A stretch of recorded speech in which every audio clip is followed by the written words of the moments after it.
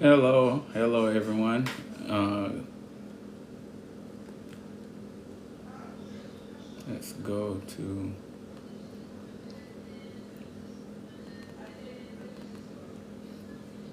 share as you come in. We have the privilege of having another survivor speak out on this evening's conversation.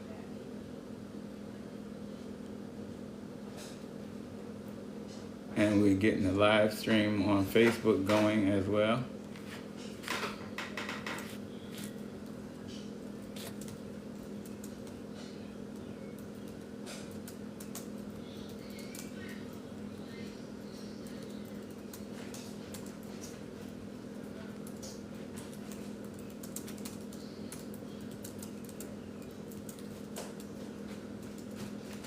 Good evening. Good evening.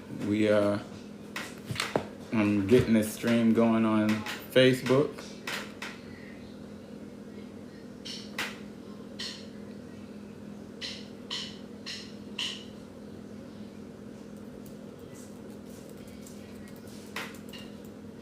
We're talking about a letter that was addressed to me tonight, and another survivor is going to speak out.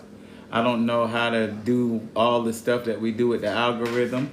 I'm learning that, but double tap. Always true. Thank you so much. I see you on. Lyrically J1, I see you on. Thank you so much.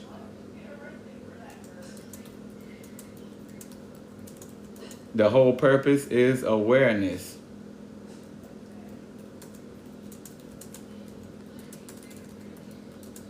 We have a few things to discuss tonight.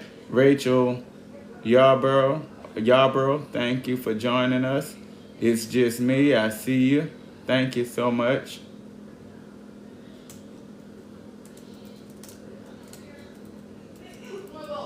And as soon as I get this stream up on Facebook, we're gonna jump right in. Let's see here. All right. I think we're good to go. All right. So we're live on TikTok.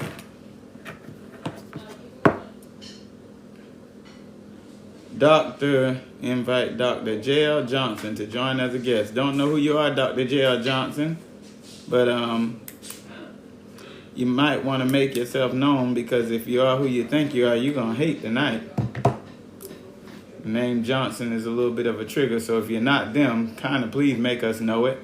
I'm not going to ask you to leave, but you wouldn't want to be a part of this conversation unless you want to talk about all of these things that have been said that I am apparently making up. Facebook, thank you for joining us. TD Services, thank you for joining. A coworker of mine used to give your mom a ride home from work a long time ago. Okay. I thank you for that, whoever that individual is. I'm ready when you are. Okay. Always true. All right, got you. All right. I'm gonna go ahead and bring you on then. I didn't know that was you. Here we go. Oh, Facebook, I need to restart the stream. Let me restart the stream on Facebook. I do this all the time. What's going on? How you doing? I'm about to restart the stream on Facebook so they can hear. And because I always mess up with the microphone. And then we'll jump right in. We're gonna talk, and after you finish, then we're gonna talk about that letter that was written to me today. By the way, I don't know if you've seen that Dr. J.L. Johnson. I don't know if that's one of them or not. For their sake, I'm not gonna ask him to leave, but hey, if you want to be a part of the conversation, For real. let's do it. Another survivor speaks. Surviving, have faith.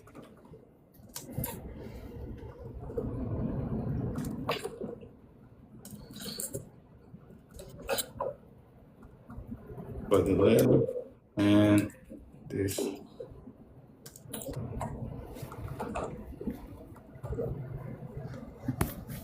and this firsthand testimony.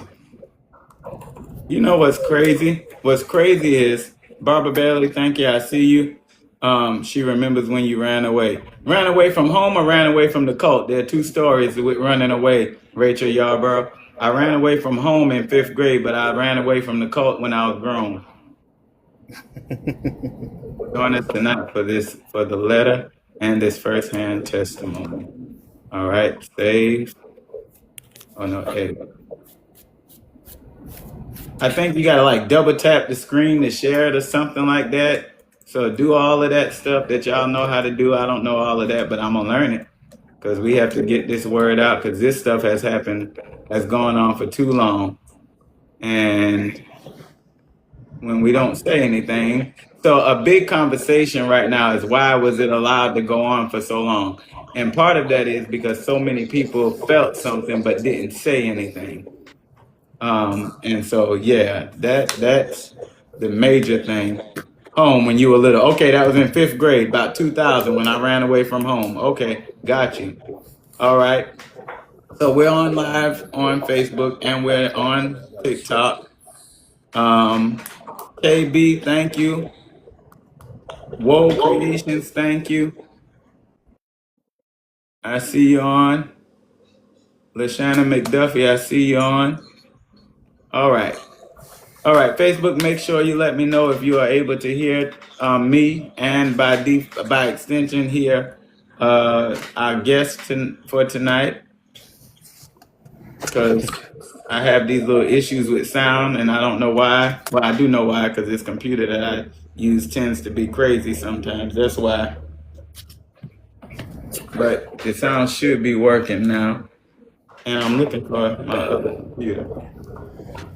Oh, there it goes.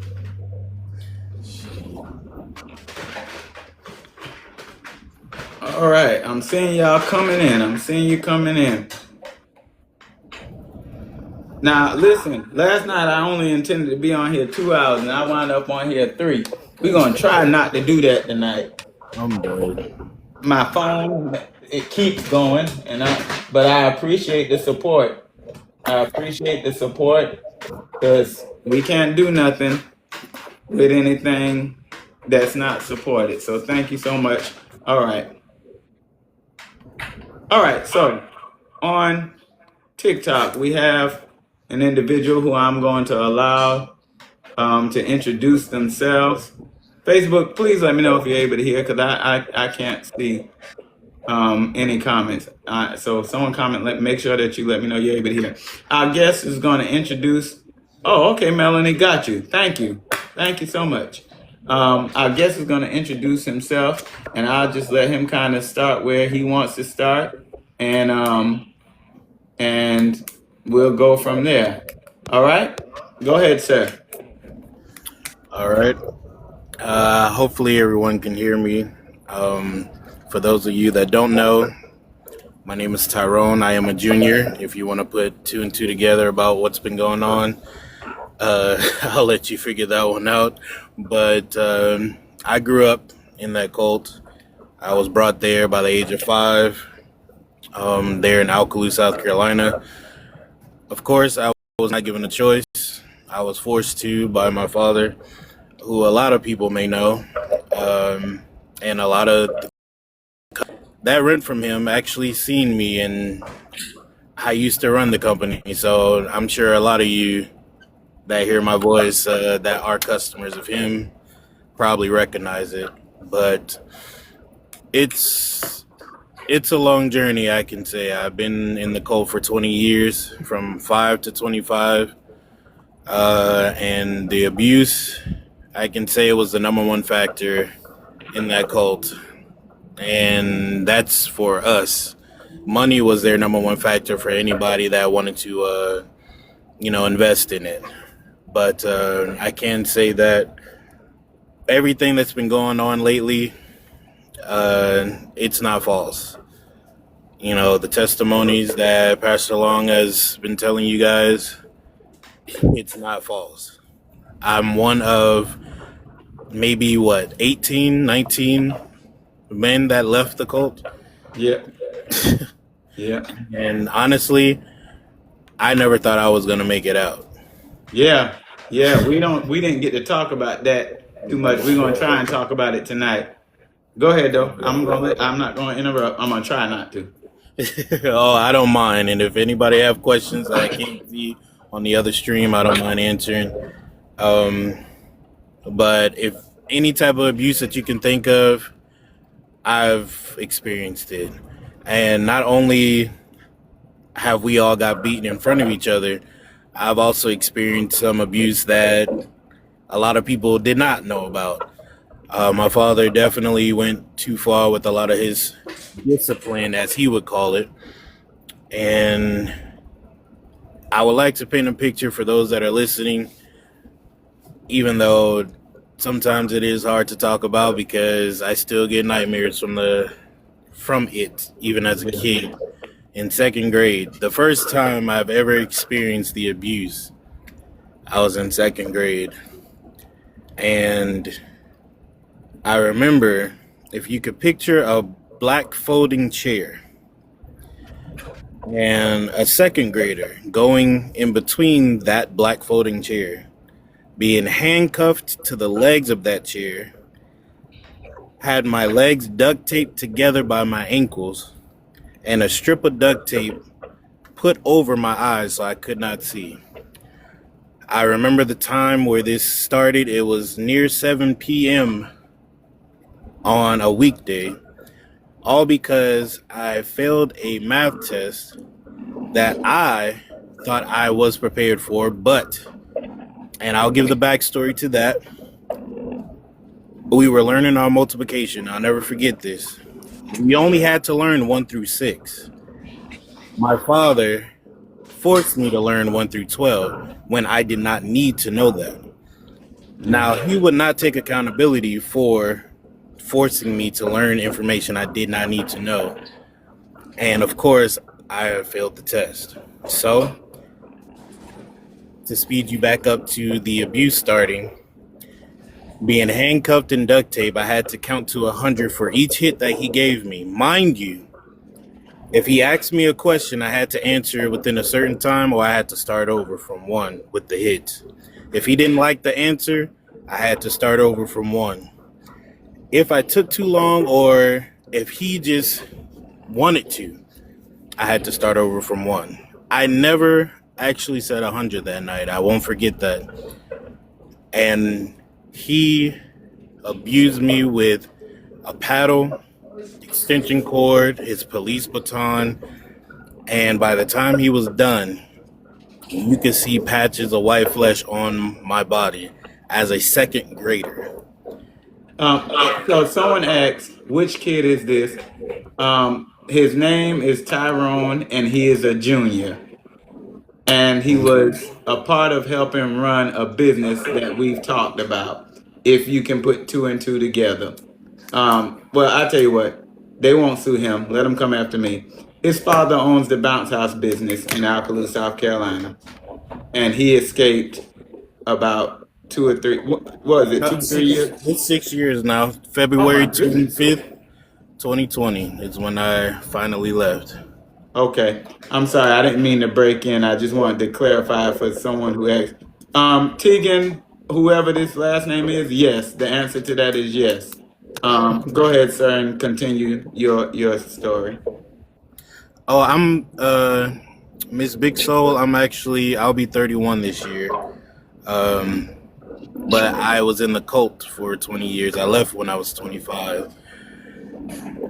But after he was done abusing me, he poured peroxide and alcohol over my body and threw me in the shower. Mind you, the water hurt as it touched my skin because of the white flesh that was showing. And again, I remember when he started that night, it was close to 7 p.m. But once I got out the shower and I looked at the time, it was after 11 p.m. So 4 hours I had to endure that as a second grader. That wasn't the only time, just the first time. And I was taught to lie. We were still in public school at the time, so If anybody asked why I was walking a certain way, I had to tell them that I was riding my bike and I fell off. But I could never tell on him. And honestly, second grade, I dealt with it. Third grade, by the time I got to the fifth, they opened up the private school, so they didn't have to worry about people asking questions. Yep. And yeah, that it was just after that, it was full game. They could interrupt your class because it's the cult leader school. So if they wanted to use you as a punching bag, they just did it. I mean, it was chaotic, and even at this age, I still deal with the trauma. Um, that's something that'll never go away. Even though they are going to lie, as you guys can see on Facebook, they're going to lie. They're going to try to omit, but they will never omit what happened. They would try to always do something for you in the cult to where that was their form of an apology. But they will never see that they've done anything wrong. It's, oh, we did this and that for you, as if it's supposed to make up for the abuse. And not for nothing. I see individuals coming on. Okay, let me go on and warn you. I see you. You gonna get what you're looking for. So if you're coming for the wrong reason, just don't come with the hoorah, cause you gonna get what you're looking for. Y'all don't rule this domain. I do. So let me go on and make that clear, cause I see different names coming up on here. I promise you, don't come with the stupidness. Go ahead, sir.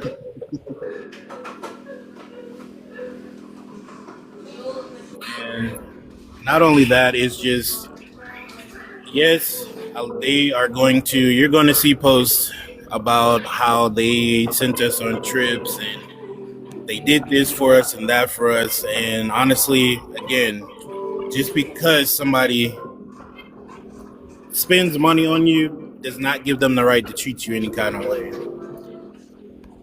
And Yeah. honestly, yeah. Did your mother? So your mother didn't. My mother didn't raise me. My mother did not raise any of her children. My birth mom, anyways. I've never known the presence of a mother's love, and I definitely didn't get love from my father with all the things that I've been through. But yeah, she didn't raise any of her kids, and I was cut off from all of my family once I was brought to the cult. I was forced to cut them off. And if I ever asked to talk to any of them, well, the abuse just continued. So after a while, I just stopped asking. And I never really saw my biological family unless I ran into them in public, which was very rarely because they didn't want you to talk to anybody that wasn't in the cult.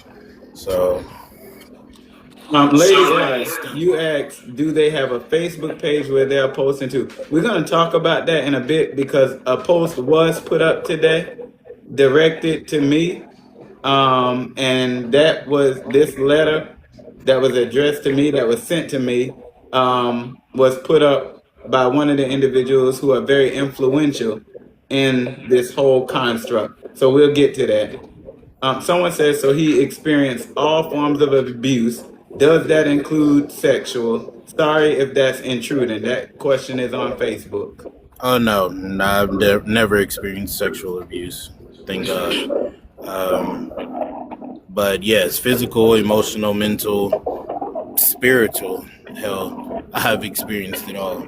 So being in that for 20 years is definitely a toll. And honestly, okay, how was she as a person? To answer your question, Ms. Tegan, she, at first in the beginning, it wasn't a good relationship.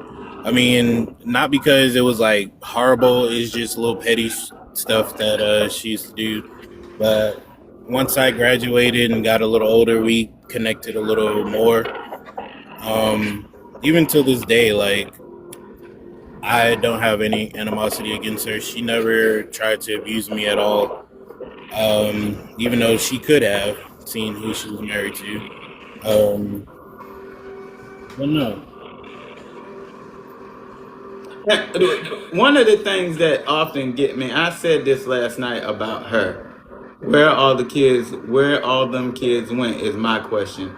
So, please clarify. Are you speaking of the kids that were a part of this cult? Clarify your question. Tyron, one of the things that often got me about her that gets me a little bit annoyed is that she was not born in. So many of yeah, us were a part of this for years and years. I was born in. So we this whole thing is precipitated by my mother, who was in it for 37 years. By the time we got to South Carolina, she had done been in it. I was what 8 years old, so she had done been in the church 9 or 10 years. But in regards to your father's wife, she had a whole normal life before meeting your father. And for me, it's this whole thing of you capitulated to becoming what the rest of them were, although you had exposure to what was normal and knew that this wasn't right. That's one of the things that grieved me about her. yeah, and I really don't understand that. Honestly, she could have been a professor at the college she graduated from, and she chose otherwise. I don't understand that at all. But hey, to each their own. But other than that, I can say like as time passed, even though the abuse was still there, uh, thank you. Even though the abuse was still there, as I got older, I can honestly say, and yes, I'm sure some of them are listening. Yeah, I've seen some of the names popping up. I was about 14, maybe 15, when I was fed up with the abuse. I did not leave, of course, but I got sick of him having, I'm not going to state his name, but, well, I'll say his last name, Jackson. I know Pastor Long knows who I'm talking about. Yeah, yeah, I got sick of my father having him hold me down after I got, a little older. And I did not know that this was not a real gun and I was not trying to kill anybody.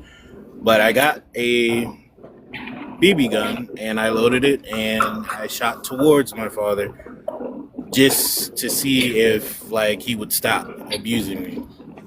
No, of course I didn't want anybody to die. I just wanted him to stop or to experience the pain that he was inflicting, because it's like it was an ongoing process of him with this built up anger, always wanted to take out his anger on someone, and I got yeah. tired of it. So it's like you need to see a specialist to get your anger treatment. I'm not your punching bag anymore.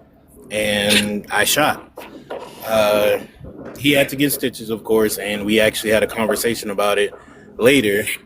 And then he showed his true colors in a split second as we were talking about the abuse and everything that he was causing and the fact that I shot him. Within a split second of talking, he looked like a raging bull and started abusing me again. And honestly, that's when I started lifting weights, because I felt like if I got maybe as big as he did, I would have some type of fighting chance. But after a while, he definitely stopped putting his hands on me. Physical abuse started going to mental abuse, emotional abuse, trying to embarrass me or belittle me in front of people. Yep. Yeah, so it was a lot.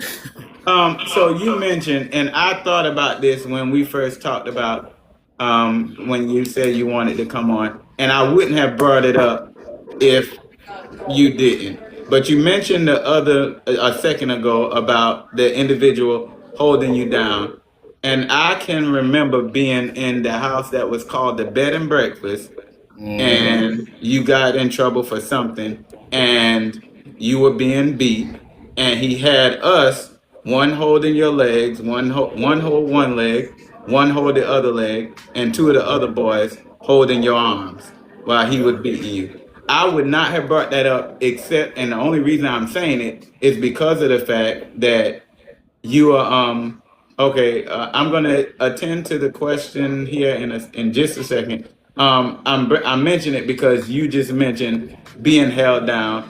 I didn't want to bring that up and what have you. So the question that keep running through my head after realizing how far this reaches are: do they have connections with local law enforcement?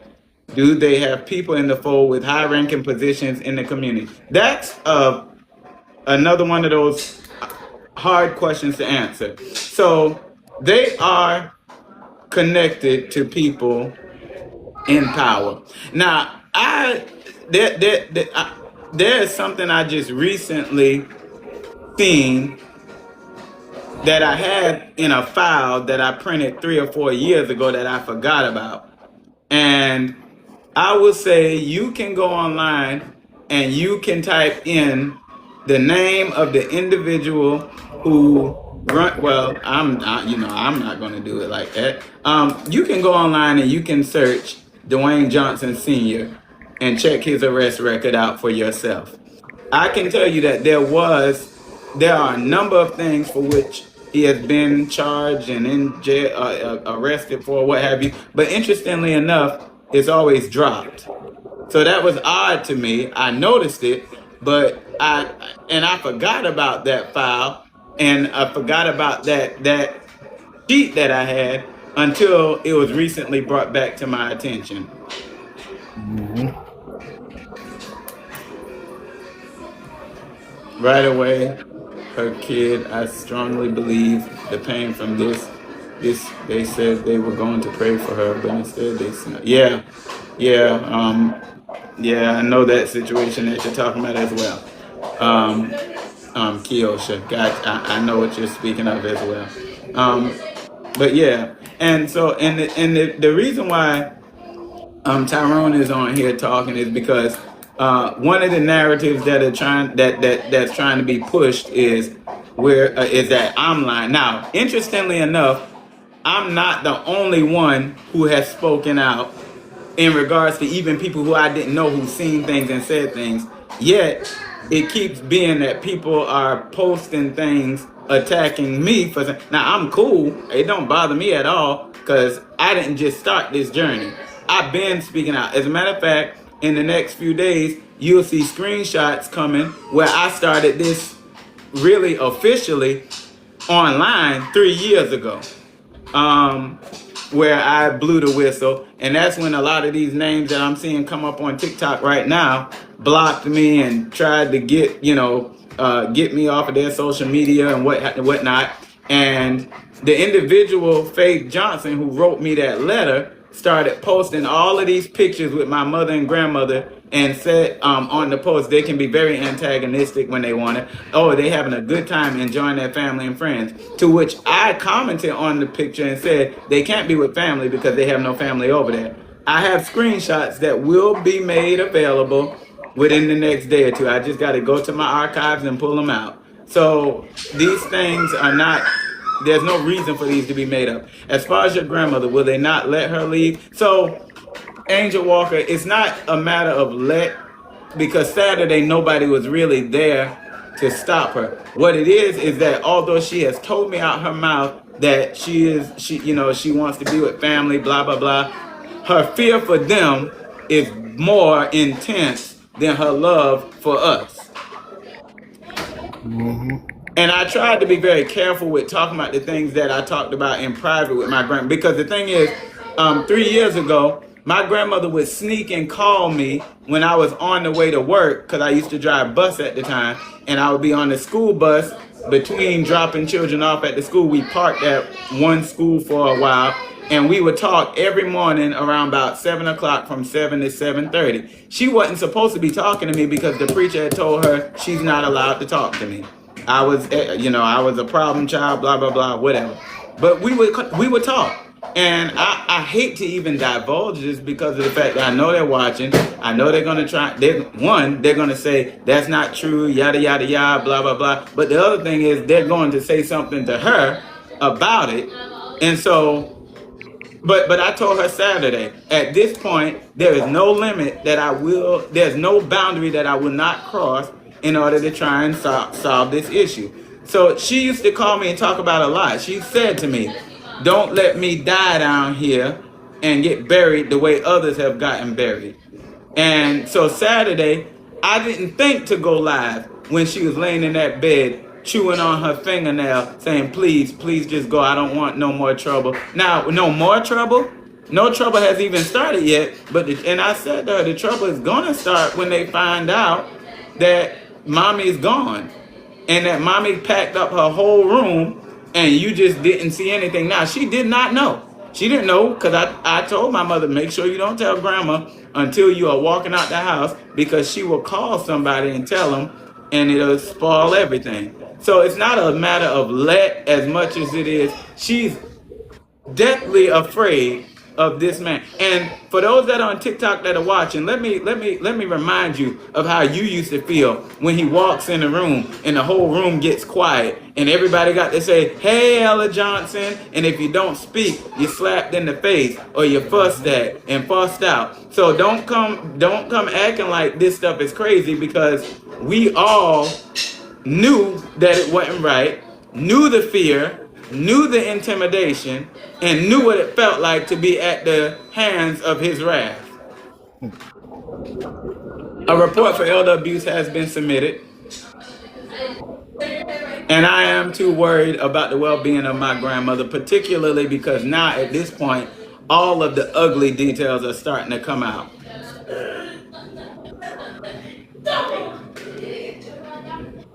But Tyrone, did you have anything else? Honestly, to piggyback on if he did walk into a room and you didn't speak, it was just that was that narcissistic behavior, as if he was like God himself. Like I don't have to. It made no sense. It's like almost like bow down to him, and honestly, you would smell his cologne before you even saw Yeah, him. the So cologne. it's like Jesus Christ. automatically it's like a fear that just comes into you because of that's what they embedded into us with all that abuse and everything. Even if you Yeah. didn't even do anything wrong, it's like as soon as you felt his presence, it was Yep. automatic fear. And to your point about the cologne, I remember I was grown, gone. I was out of there at this time. I was working, and the first job I ever had, I got a job working with a company doing floor maintenance, stripping and waxing floors and all of that. And we had a contract with all of the SCENGs in South Carolina with this company for which I worked. And at the SCENG on Garner's Ferry in Columbia, I don't know who in that building wore whatever it was, and we worked at night. So nobody, the other speaker is named Tyrone Brailsford. He's the son of the individual that owns the Bounce House business.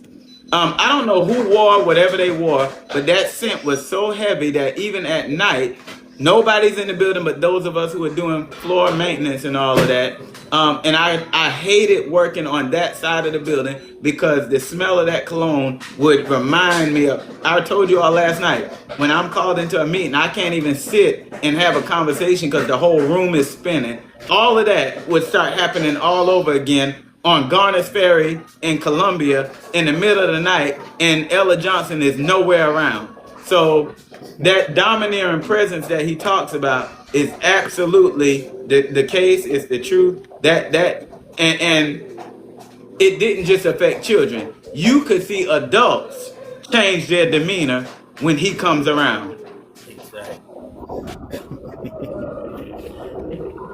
Misty Dawn Haney Scott asks, have you heard anything from that clan since you came out with their abusive behavior? Yes, a letter was written today and addressed to me by his sister. And we're going to talk about the letter. We're going to have a conversation about that letter.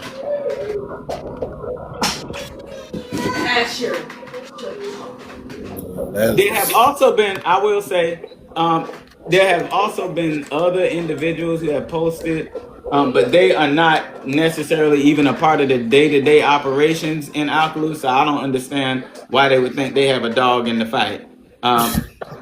Someone said, "Can Elder fight?" That's all I need to know. I will not answer that. I don't. I don't. Please let me go ahead and say this because we got to be very. I'm not saying be careful because we're scared. Okay, so Isaiah, Zay Santana is on, and he's saying, let me pin the comment. Everybody used to be scared of him. Everybody knew it wasn't right. The intimidation tactics. I mean, tell Tyrone Isaiah said was good. Glad everybody got away. I still see some of our age groups still pretending none of this, he said a cuss word. None of this stuff is true. I think my adopted mama was scared of him, but it was something that was said to her to the point she went from us staying the rest of our high school years there to immediately taking the rest of my household back to public school. I remember when they all got pulled out. Yeah, and I don't know if I was gone by that time or what. I Yeah, you were wasn't there. gone. Okay, cool. So I wasn't there when the Felder Boys was a part of the day-to-day operations in the school or what have you. But the reason why this is important, first of all, let me say this, and I need us to understand. I didn't start this to go viral. That was not the intention. Because what's about to be the case and what's going to be said, and it has already been said actually, his cousin said, I just need attention. I have too much to do with my life to be sitting on live recounting trauma. That part. Who wants to sit here and remember this young man just talked about being beat till white patches showed on his body. Who wants to remember that? All right, Tyrone, let me ask you, okay, because you were in the active part of the abuse. Talk to us about dreams. Oh, matter of fact, this reoccurring dream that keeps coming to my mind, and honestly, it shows up as random as possible, sometimes multiple times a month, or just once or twice a year. But the very first time that I actually got handcuffed and duct taped and got beat with whatever he thought was his form of punishment at the time, as an adult, I go into this house called the Hideout. I mean, called the Bed and Breakfast in the Hideout, sorry, on Bloomville Road. As an adult, I'm walking in that house in this nightmare, and I'm looking at my younger self getting beat and abused by my father. And there's nothing I could do to stop him, and I'm literally standing in the doorway. The door is open, but there's some type of barrier that's stopping me from even trying to stop my father in this nightmare, and it's reoccurring, and it just won't stop. The trauma does not go away. And honestly, of course, this is how trauma works. It's worse than the experience when you were experiencing it.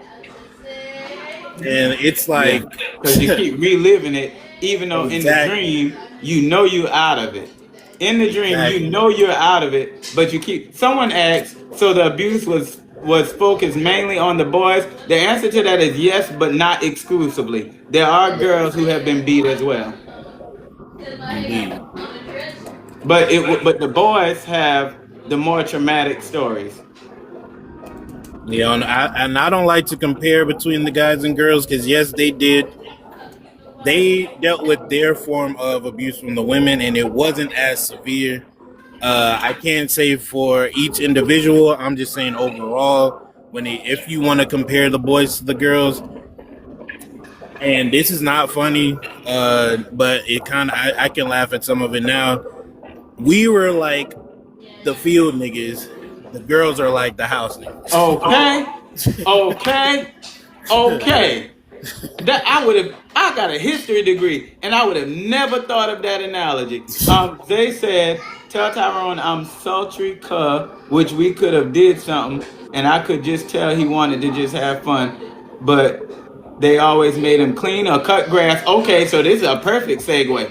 Clean or cut grass while the rest do. Everybody else was having fun at function. They treated him and Jared like crap on my mama. Crap was sad, and even Elder Brayford was scared of Bishop. Yes, he was, but I can't tell his story. But yeah, I seen for myself. I watched the Dwayne Johnson Sr. humble Tyrone Brailsford Sr. I watched it with my own eyes. Two occasions I seen it for myself.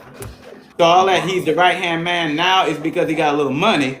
and he greasing their pockets with that little funky bounce house business. That definitely helps make it a little better, but it's also because there are not a whole lot of men around there. In regards And to this piece about cutting grass and field individual versus house individual, yeah, the boys worked like slaves, sun up, sun down, anything you could think of, and we didn't get paid. And the justification for not getting paid was, oh, we take y'all to the movies, y'all go on trips, y'all do this, y'all do that. So it's yep. almost like you do this, we give you this, so you just give us your whole life. That big field that y'all see behind that lighthouse, I've heard of someone having to cut it with a 22-inch push mower. I Oh, wasn't we there. did. We Okay, did there you go. Tyrone's on. He can six talk. different push mowers because they didn't want to get a riding mower at the time. Yeah. Now I was gone from there by then, but I was told about it by my brother, who is also out of there. But I think at this time he was still in the situation, and so that big old field that you see. Another thing, and so let me help you understand how deep the trauma goes. And not for Um, nothing, can I back you up on the difference of how we were treated? Now, mind you, it's not just the work that we did that made us like slaves. I'm talking the work, the way they used to strip us in front of each other, to beat us like our ancestors were. Like that's what they did to us. And the fact that we had to watch each other get beat as if it was some type of sport for them. And that's why I compare that to the way we worked, were the way we were treated. We're literally like slaves, but they will not tell you that. They're not going to tell anybody this because they only want people to see what they actually did for us after the abuse, not what led up to it, not, oh, it was just a sport. Like, all they want people to see, even if other people want to be blind to it, all they want people to see is, oh, but we took you on trips. Oh, you other children can't even go out of the country, and you went out the country. Doing something for somebody and spending all that wasted time and money does not justify what was done to us physically or yes. mentally or emotionally. You could have kept your trip and you could have left me home. And let me also Exactly. say that letter that I'm going to talk about later talks about going to England. I've been out of the country one time. We went on a cruise in fourth grade, and the part of the cruise went to Mexico and the Grand Cayman Islands. But that's the only time I ever went out the country. So others have the testimony they've been to Jamaica and here and that. That's not my story. I don't know what Jamaica looks like. I'll go further. Tyrone, you ever been to Wet and Wild? I've been there once. Yeah. Okay, he went once. I've never been to Wet and Wild because that when the girls would get to go to Wet and Wild, we was always on punishment. Oh, I was on punishment, but nobody was there to watch me. My father would have me there by his side. I did not have the There fun. you go. Do you remember the time when we went to Florida and we all went down there and we was in the vacation home and they had us locked in the room all day while everybody else Oh out yeah. having a good time, Matter of fact, it and was the biggest room in there that they had us locked in. the Everybody else downstairs left. bedroom Yep. right next to what? To the pool room and the There you go. and the door. And the reason why I'm doing this is so that y'all can know that we not making this stuff up. Mhm. We sitting in there reading Bibles all day, and I won't get into all of that. So there's And no please, reason. whoever's listening, don't take my laughter as this shit is funny. I'm laughing through the pain. So just I Someone haven't says, talked about this for a while. So someone says, I remember how DJ yelled at Kiana. She had to be 11 in that moment, and I knew they were mistreating y'all. And so Kiana is my sister. And the thing of it is, anybody could get it. It was no qualified. Now there was some people who I ain't gonna lie. There are some people who, if never, I won't say never, but very rarely did they get the brunt of. Someone said, is D. Johnson Sr. and his family still around here? I will answer that this way just for the sake of being careful. The cult is in Alcaloo and it's still alive and well. That's the best way I know how to answer it. Let me say this so that these people don't, because we dealing with some slick people. I am by no way encouraging anyone to bother this man. I'm not encouraging anyone to go on this territory. I'm not encouraging anyone to do nothing to him. Please make it abundantly clear. This is just for the sake of awareness, because these some fool people. We'll talk about that when I read this letter a little later. But y'all seen it on my page. You probably also seen my response to that letter, but we'll talk about it.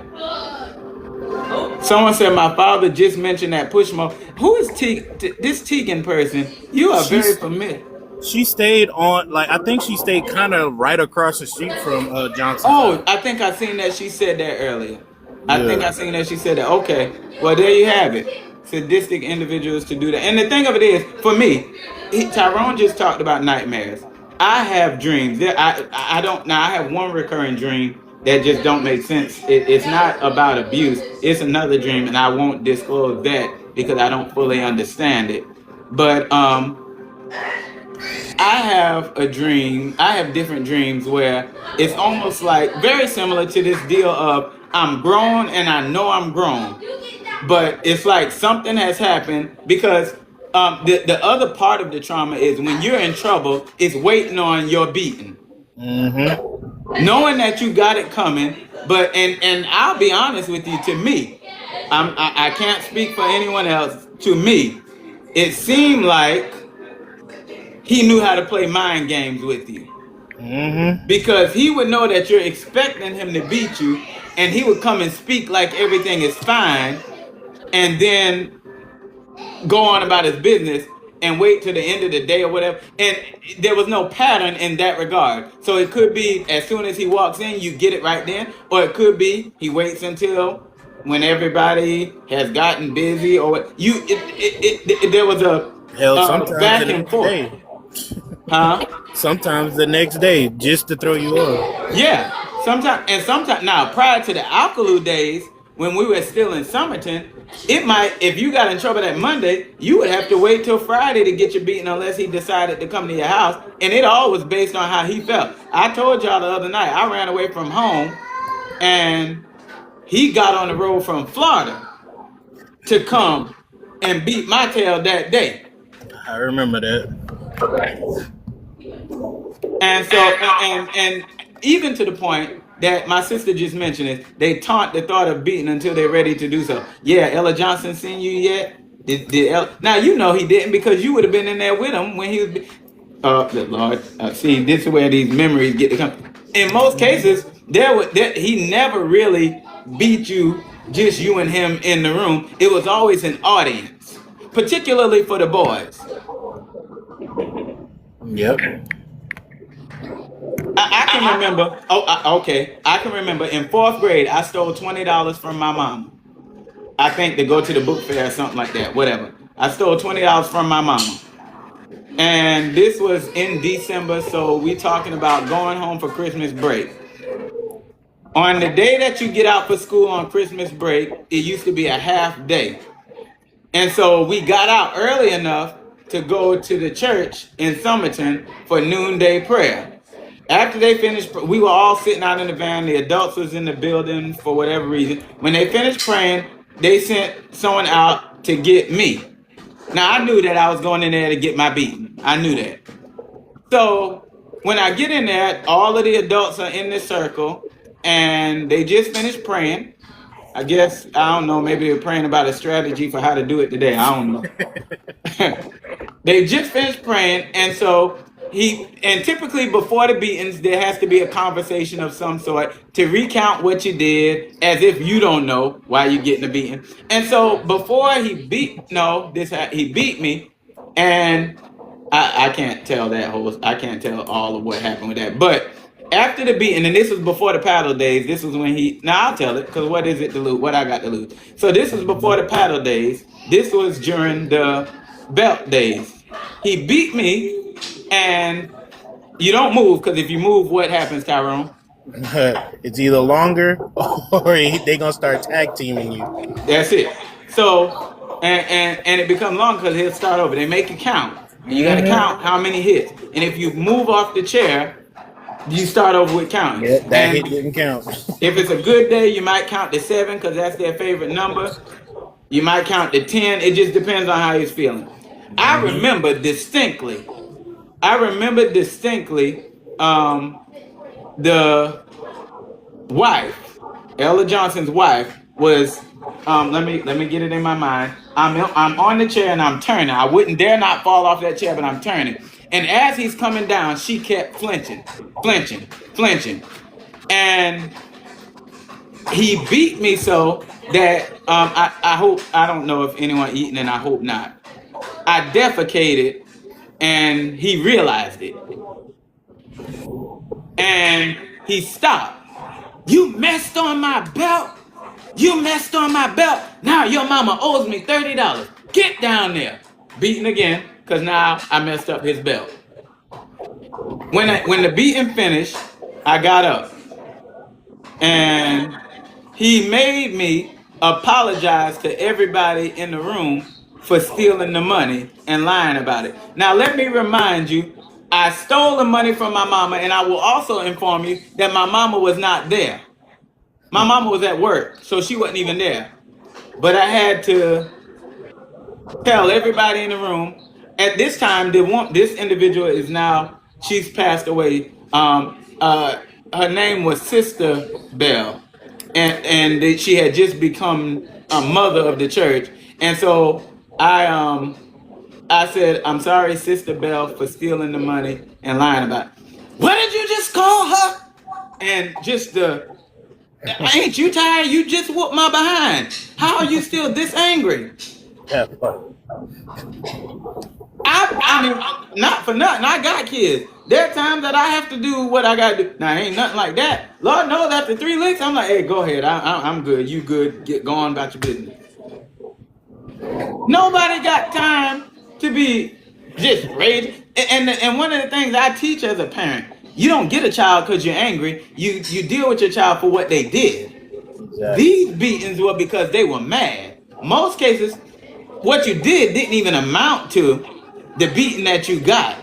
Mm-hmm. And so, and for them to now say, and even those who are our age and who knew and we talked about and didn't like and yada yada yada, who are now acting like this stuff didn't happen. The thing for me is we used to have conversations about the beating. So for everyone to talk about these are lies and we making things up, I mean, I would just shut up if I were you. That part. It'll take you back to that exact age. Yeah. Okay. So, and I pinned this for a reason.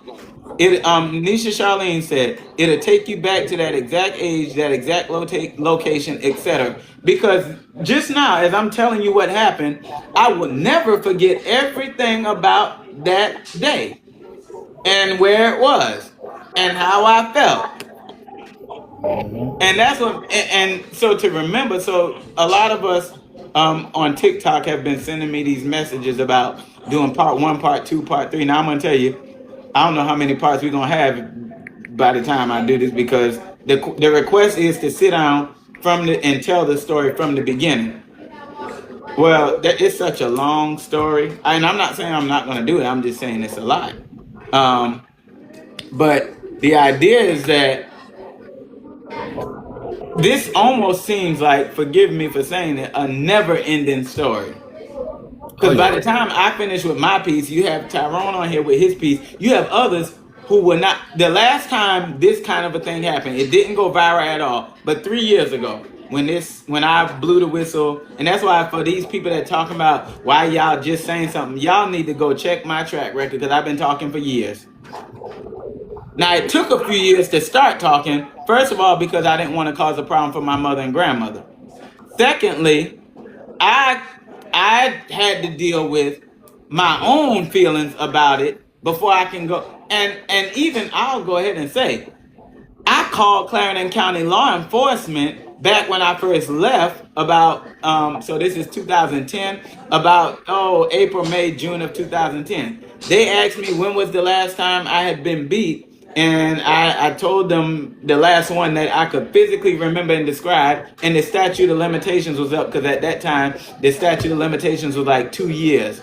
if it was 2 years or older, they can't do nothing about criminal stuff. And this happened around the same time that this shooting incident happened with Tyrone and his father, because after that incident, from what I understand, I wasn't there, but my brother told me the paddle disappeared and the beating stopped, and it became more of the mental and emotional abuse.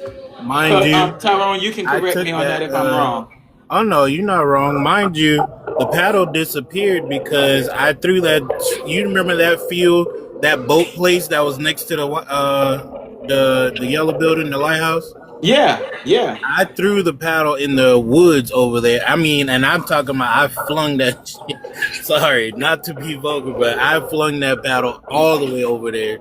And I guess they got tired of buying more paddles, but at the same time, it was also like a little bit of fear. I know I can't really scare my father, but neither one of us knew what I was about to do. Like it was kind of like a fight or flight mode, or just let them continue to do it. So when I ran into that room and I loaded the gun, it kind of struck a little bit of fear of him, because it was like, hell, I was scared doing it, he was scared receiving it. And yes, that's when afterwards I threw the paddle in the woods, and it's like, yeah, they just started to pushing on us instead of beating us with paddles and stuff, or anything that they could find get their hands on.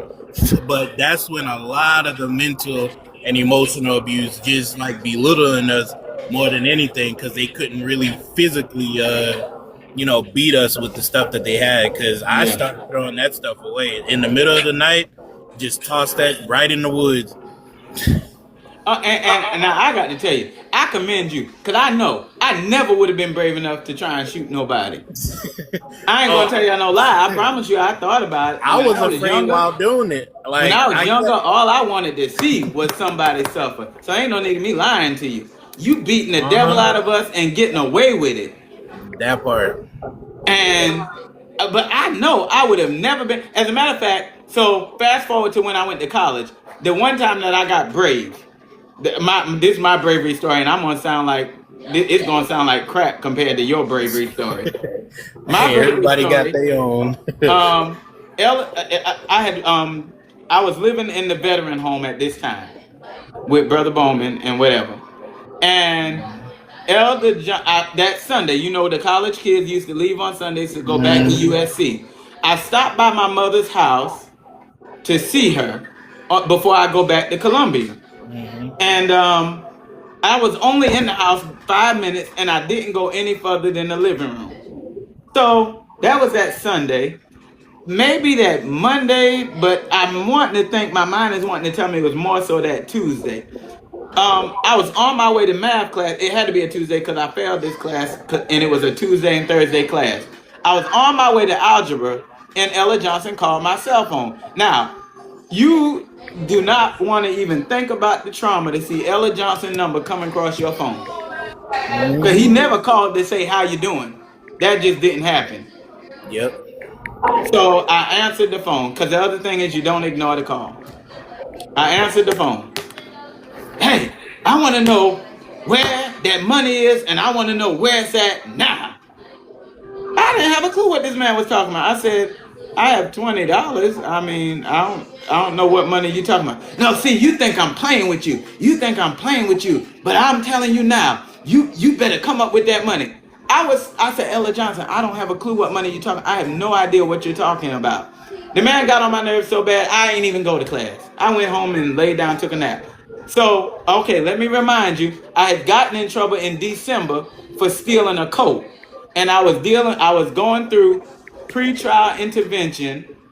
So I was dealing with the courts in order to deal with that stealing the coat situation.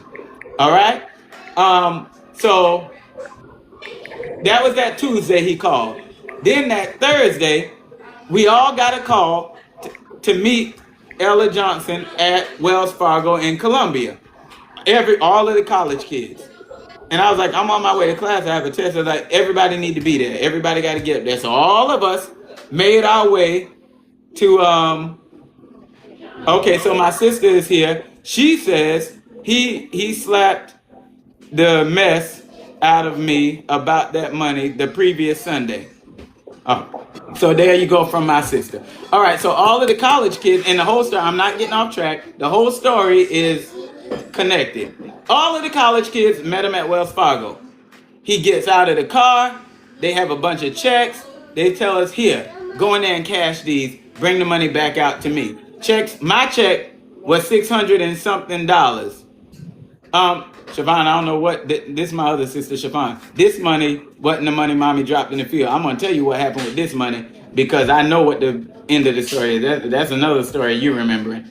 So everyone else got their checks to go in the bank and cash them and bring the money out. Before he handed me the check, he says, "Hey, come here." And I already knew he was seething about this money, so I said, yes. And so we were not raised to say yes sir, no sir, yes ma'am, no ma'am, because we come from up north, and up north they didn't do that. So I was like, yes. He said, listen to me. He said, let me tell you something. When you come, this was a Thursday. He said, when you come back there tomorrow night, you better come back with that money, or the same people that got you under the radar about stealing that jacket, I'm going to report you about this money. I said, well, I don't have the money, so I don't know what to say to that. Tegan, yes. Yeah. Always looking for something to be upset about. And so then he said, now, you talking about reporting me. This is the stupid stuff that pisses me off. You talking about reporting me for stealing. And you gonna say the next line out your mouth, now take this in there and cash it and bring it out to me. Man, shut the front door. This is the hypocrisy. You fussing at me about money I don't even know about.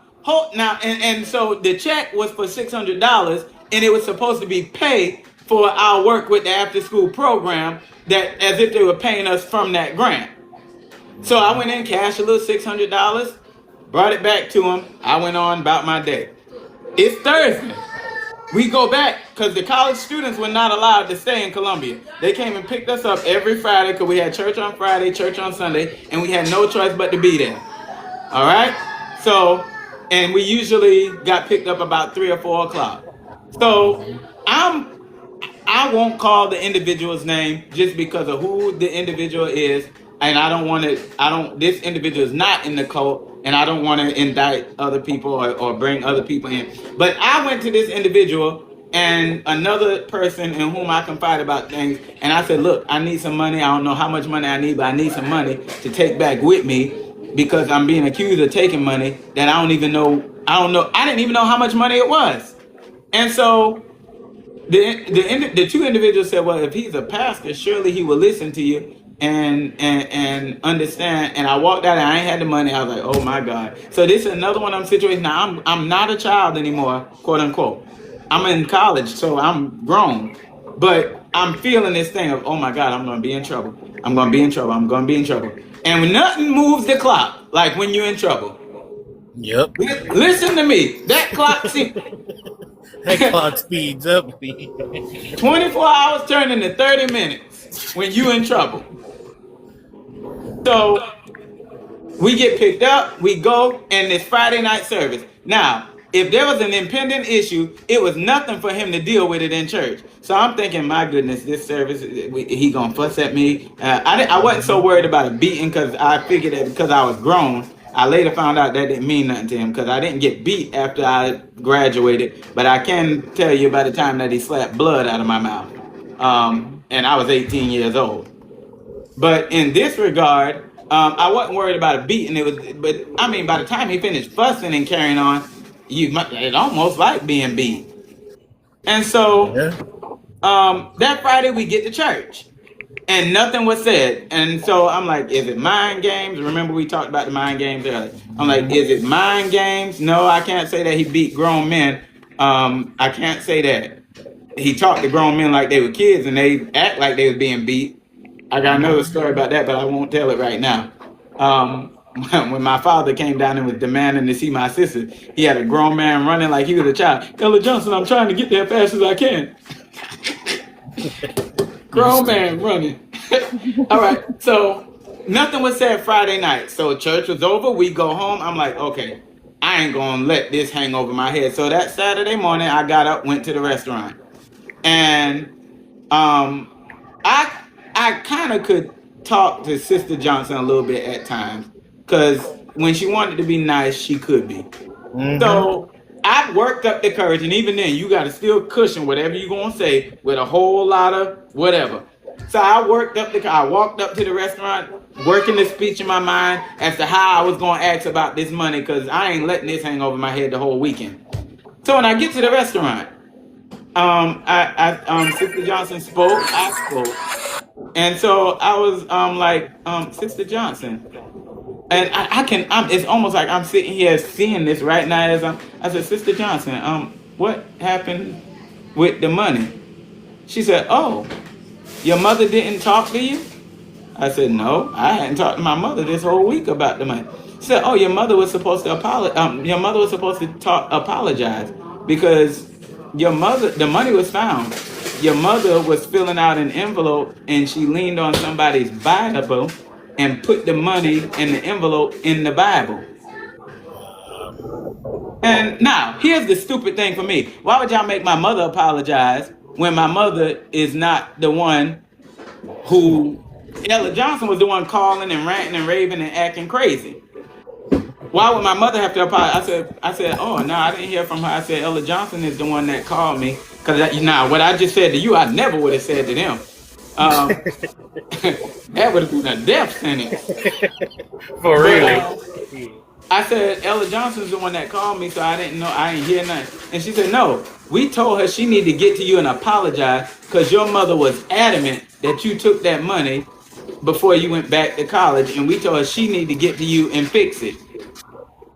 Now, I went and talked to my mother about it, but the issue for me was my mother ain't the one that fussed me out about the money in the first place. So one day, Ella Johnson caught me. Fast forward, I said nothing else about it that weekend. Some kind of way, me and Ella Johnson wind up in a meeting. And I don't know, Tyrone, to this day, I don't know what made me get this brave. So again, my bravery story ain't gonna sound nothing like yours, but my bravery story means something to me. Ella Johnson carrying on, and he talking about you can't be trusted and yada yada. I said, Ella Johnson, you fussing with me. I said, and you called me about money and fussed me out about it. And then when it came out, oh man, Lord help me. When it came out that the money was found, you didn't even call to apologize for accusing me. Oh my God. I didn't even get the words out of my mouth. Ella Johnson reared up out that seat. Apologize? Who about to apologize to you? Nobody's apologizing to you. God had already showed me you didn't have the money. I was just trying to show you that you couldn't be trusted. What? Man, get out of here with that. Get out of here with that. God showed you I ain't had the money. We don't need God. I told you I didn't have the money every time you came to me about it. I'm too scared to lie to you. That part. Even if I tried, it didn't work. Because by the time you get finished and they knew how to talk to you in a way where they would act like they knew the truth, even if they didn't know a thing, and get you to tell on yourself. That part.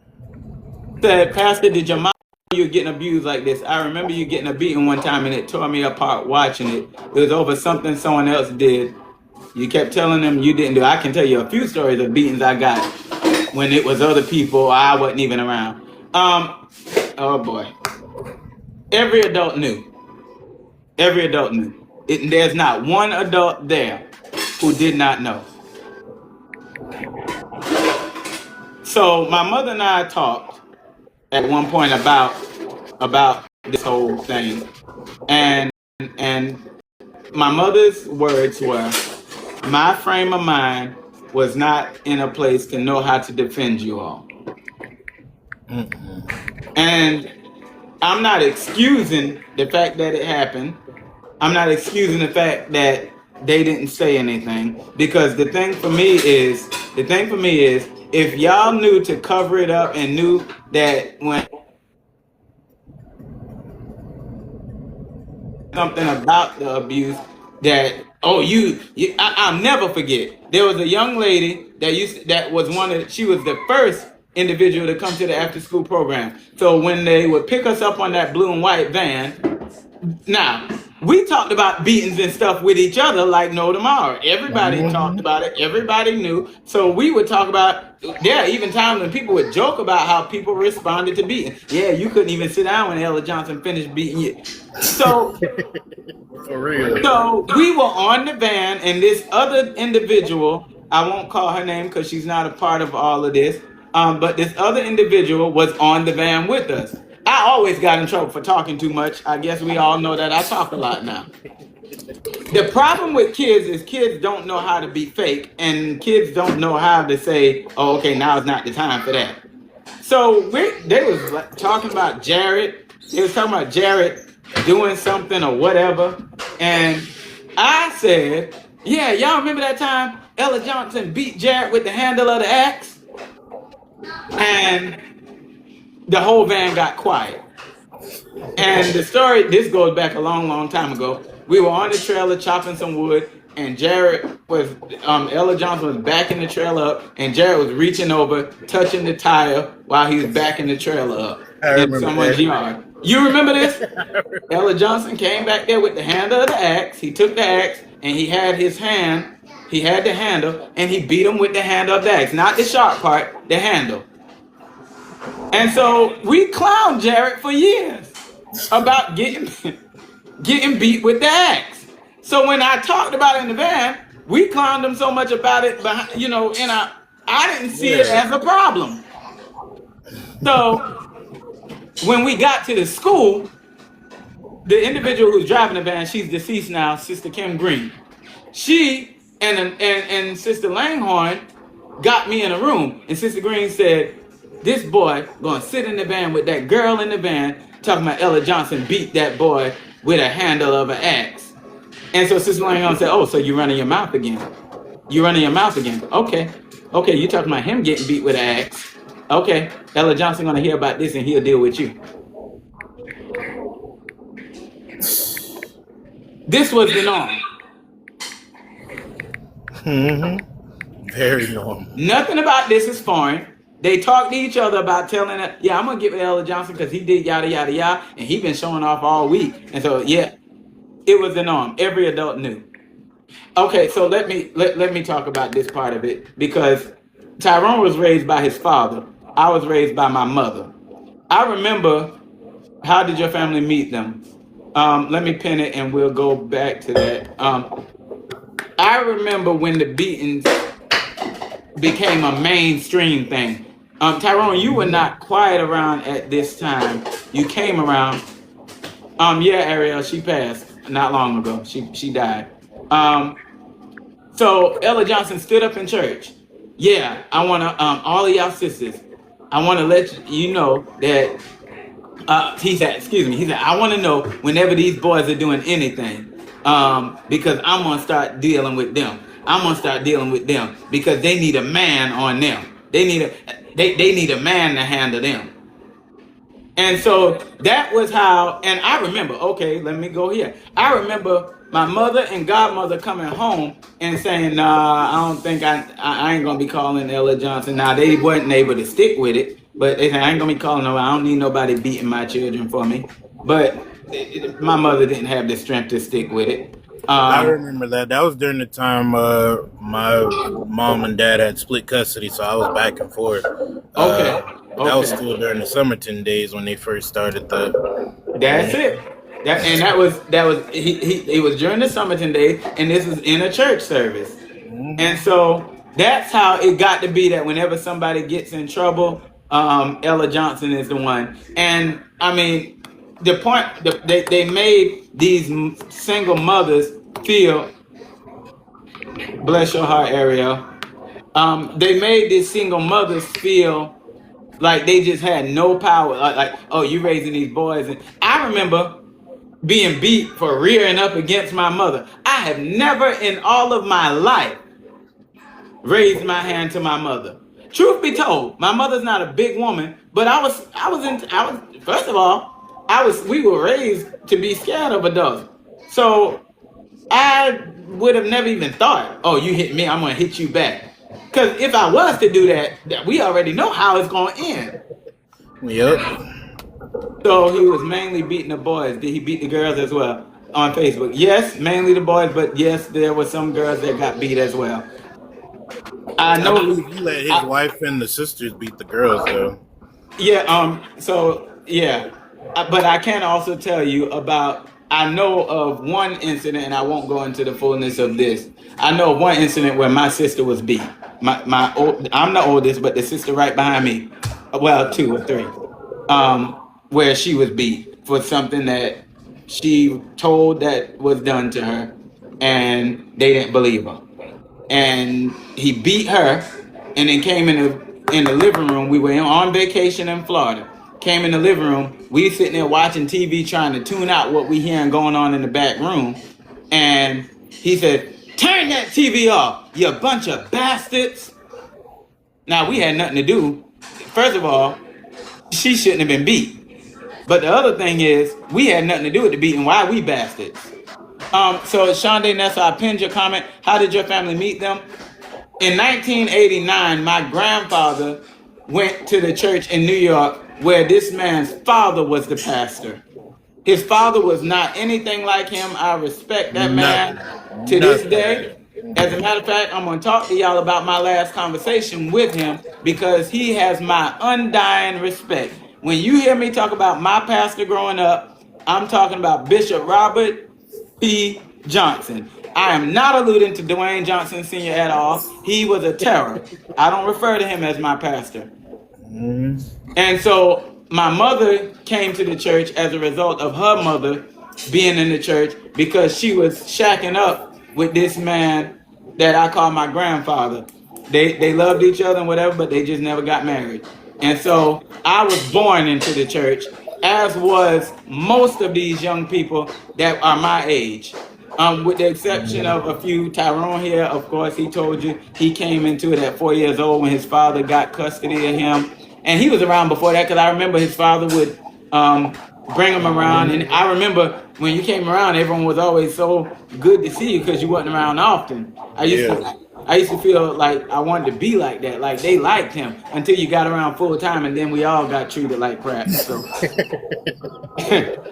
um, For real. so yeah. I'm trying to make sure I'm not missing any questions. What about the fathers in the? Oh, okay. What about the fathers? All right, let's go. I can only tell you of three. Hold on, let me count. One of them, his wife was on here. He left, and he went and created a new life for himself. But right now, in that community, there are only three men there now. Growing up, there were only about three or four. Men don't do well in this construct. There were Mm-hmm. not a lot of men. All right. Let me pause this for 1 second. I have a call that I need to take. Bishop.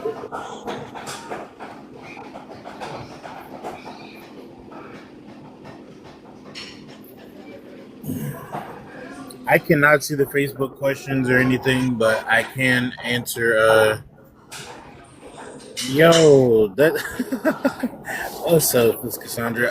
Are there a lot of kids there now, or is it mainly adults? Um, it's. Thank you, Ms. Doodle. It's not that many kids there. It's really just a couple of his grandkids and maybe three others. No more than 10, I tell you that much. Okay. But yeah, there were not a lot of men. Yeah, to his point, there were not a lot of men, and this this construct was built up from mostly single women who had DSS cases and things like that in New York. Oh, here we go. Why are you bringing this up now? You should. I'm glad you asked. Beautiful question. I don't. Why are you bringing this up now? You should have talked to Apostle Johnson. Uncle Robert Johnson is my uncle. Remember Psalms 105:15. Why am I bringing this up now? I've been talking about this. I've been talking about this. And Apostle Johnson, as y'all call him, I don't call him that. We've had several conversations, and they never go well because he only wants his way. And so I'm not trying to be ugly. I'm not trying to be ugly to you. And I appreciate whatever this is that I'm trying to find the best way to even respond to that, because yeah, I think we made it quite clear that there's no reasoning with him. They say right now that the beatings never happened. That I'm only doing this because I'm after my grandmother's money. And so, yeah, I'm going to unpin that. Thank you for your input. Why are you bringing this up now? I've been talking about this for years. It's just now getting noticed for whatever reason. But, and I keep, why am I, someone else from your family, let me pin the post again. Because you had a cousin that said, and since he did it publicly, I'll acknowledge it publicly.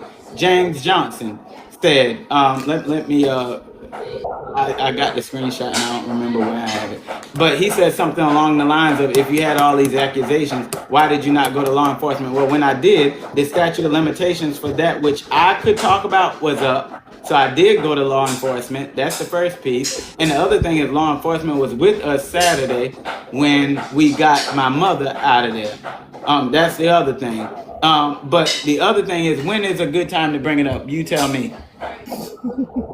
It's not like this stuff is over. The beatings might not be happening, but they still doing the same stuff they always been doing financially. So you tell me, when's a good time to bring it up? Let me ask you a better question. If you're in the family, you've heard things. Why didn't you bring it up? Why didn't no one tell him that he shouldn't be doing these things that he's doing? And if you did, if you did, which I doubt, I don't know if you did or not, because I know you called another name, and that individual Robert Johnson has stood up to his brother.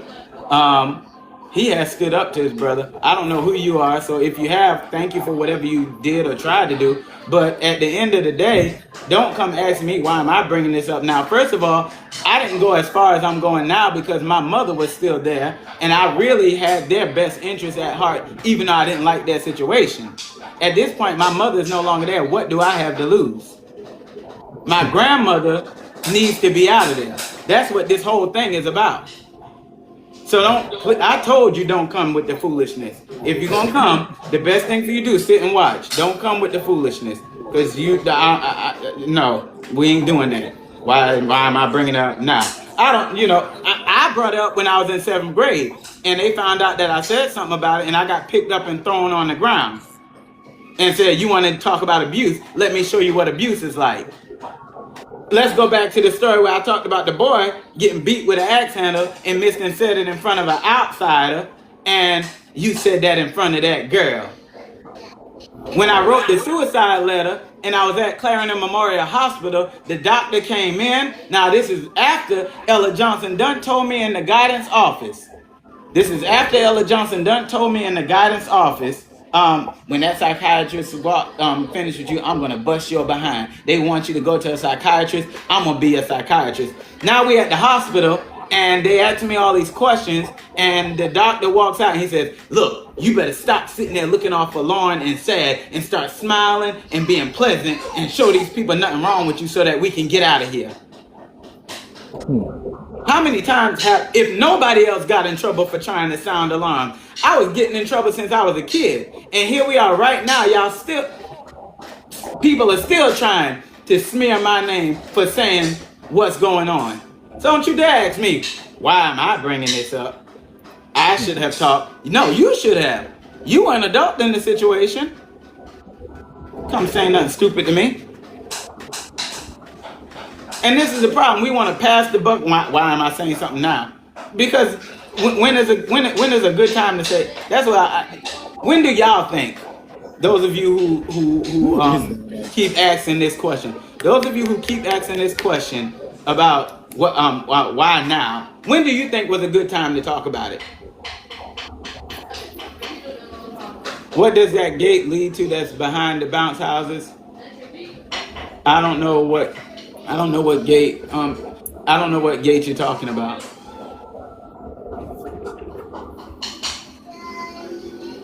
So let's look at this letter that was addressed to me. I think that was the stupidest thing that anybody ever could have sent me. I mean, not sent me, excuse me.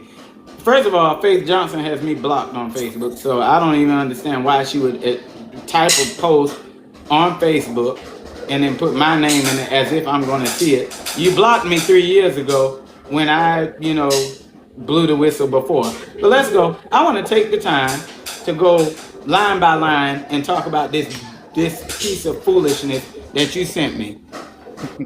So she starts, Devon, it is heartbreaking to see someone who has shown so much love, kindness, and support speak against the very people who helped this family during one of the darkest seasons of their. Let's pin that. I'll come back. Jordan Bailey, I would definitely come back to that. To this question. I'm going to pin it, so I'll come back to it. If you ask a question and I don't see it while I'm reading, go back later and hit a period so I can attend to it. Devon, it is heartbreaking to see someone who has shown so much love, kindness, and support speak against the very people who helped his family during one of the darkest seasons of their lives. When your family had nowhere to turn, this ministry opened its doors. Pause. Okay, because someone asked the question. I'm so glad you asked the question. How did we get involved in this? I think I told y'all that I was born into this church. So I'm trying to figure out at what point did the ministry open its doors to me when I was born into the church. So your narrative is already off right there. I'm a birth-bred baby of Open Door Ministries. I told the story of when I was sick and Bishop said I ain't gonna die and all of that good stuff. So now what we can talk about is if you're referencing when we came to South Carolina, it's not that my mother had nowhere to turn. It's that when her brother, Faith Johnson's brother, who is the leader of this thing, found out that my mother had a custody case, as he did with others who were having custody issues, he called her and said, hey, come to South Carolina. And right after we came to South Carolina, my mother got a letter where we were approved for a bigger house in New York because we was on housing. We was on housing and we was living in one house and they approved her for a bigger house. So it's not that she had nowhere to turn, it's that he capitalized on a situation. He capitalized on an experience. So, yeah. Thank you. Jerea was my childhood best friend. You have been loud and vocal since I met you in 2005. Thank you so much. Thank you so much. So please don't make it seem like I'm just now. The person who asked me, does it affect how I raise children? Yeah, make sure to pin to put a mark on that so the question will come back up because I just unpinned it and lost it. So here we go. Let's go. Your mother and family were embraced with compassion and you were cared for as one of their own. Okay, so Dwayne Joseph Johnson Sr. has a son whose name is Dwayne Joseph Johnson Jr. There is no boy in that compound who was treated like Dwayne. While we were cutting grass, now I can remember one time cutting some grass with Dwayne. He was on the router mower, I was on the weed eater. One time. But while we was washing cars, Dwayne was in the house asleep or whatever he was doing because he had to protect his hands for his music career. While we are slaving around and whatever, we in the hot sun, he chilling in his office in the lighthouse. So I'm trying to understand, you were cared for as one of their own. Yeah, no. You're gonna have to not do that. All right, here we go. I personally spent time with you and watched many people in the ministry pour into your life with love, patience, and guidance. I done told enough stories on here tonight for where there was no patience for anything that they didn't care about. And the guidance was, be what we want you to be. I told y'all the story the other night of how I wanted to go to Allen University or Benedict University, but I was forced to go to USC. This is why this situation is so deeply saddening. I also had the privilege of traveling with your grandmother on several occasions, including a trip to England. I witnessed firsthand how the ministry and especially Bishop Johnson stood by your family. Pause. I can't help but let the individual that likes literature in me deal with the fact that what does my grandmother going to England have to do with this conversation? That's the first piece. The second piece for me is grandma went to England with you. I wasn't there. Y'all got on a plane and went across the ocean. I couldn't even get her to come across the threshold of a door. Go further. I graduated college in 2023. She can go 8 hours with y'all, but couldn't even come 45 minutes to my college graduation when I called and offered, had tickets. SMU gave me 10 tickets. My family is 8 alone, and I had 2 extra tickets. I said, I called and told my mother and grandmother I had 2 tickets for them to come to the graduation. Now at this time, I had just blew the whistle about this 3 years ago, so I knew that he wasn't going to let them come, but it won't be because I didn't invite you. So don't tell me about a trip to England. What do that got to do with me? She came into the ministry broken, and by God's grace, her life was transformed. Okay, so back to the beginning. My grandmother came into this ministry in about 1989 or so because of my grandfather. At this time, Sister Faith wasn't even around like that because I wasn't born until 91. So I can't really speak for 89 to what I can tell you is by the time I remember Sister Faith, I only remember her, Faith Johnson. I only remember her coming for the big stuff. She was not in Open Door on a day-to-day basis. So to say my grandmother came into the ministry broken and by God's grace, her life was transformed. If you're talking about my grandmother, you wasn't there when she came in. My mother came with my grandmother, and my mother was so young at that time, and she quiet now. So I know she wasn't making a whole lot of noise then. But the other thing is, my grandfather and my grandmother took care of my mother. My mother never even worked when we were in New York, and bills were paid and things were handled. Now, my father wasn't about nothing, and that was a situation in her life. So if there was some brokenness, I don't even know who that lady Cobb is. I don't have a clue who she is. She identified herself as a niece of Ella Johnson's brother. So, to say she came broken, no, that's you trying to gaslight this little story. But whatever, cool. Here we go. It is painful to see accusations made against a bishop and ministry that invested so much in your family. Whatever disagreements may exist, I pray they are handled with truth, integrity, and respect, rather than words that can damage a person's reputation. First of all, you are addressing this letter to me as if I'm the only one who has said anything. Before the live yesterday, so many other people said and corroborated these stories. So why is this addressed to me and not to the whole crew of people that are talking?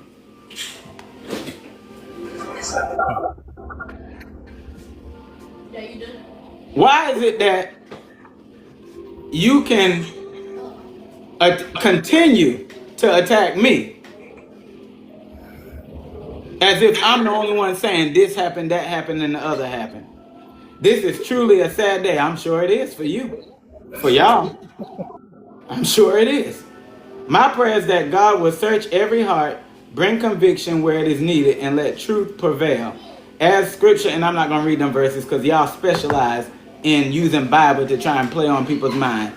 Now, the first thing is, so I took that little post and I put handcuffs on it and I voice recorded myself reading the Miranda rights because I'm telling you now, it is absolutely stupid for you to even have sent that because this doesn't help your case at all.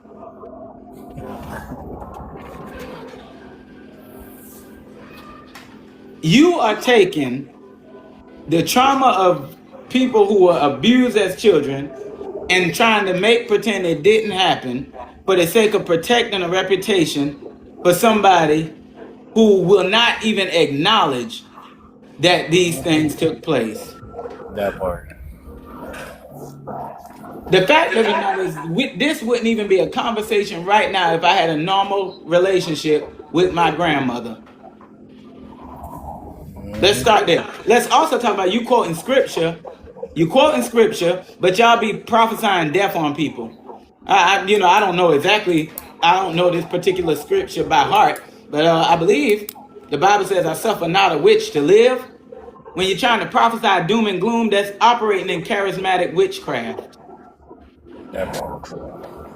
Talking about God showing you people. Oh, and the letter definitely chat GPT, because then another post went up where you said 17 years of good turned into, with N and two spaced out, and into is one word. You couldn't even get one sentence right. How you gonna give me a perfect dissertation? Only one grammatical error. You misused you misappropriated the word there.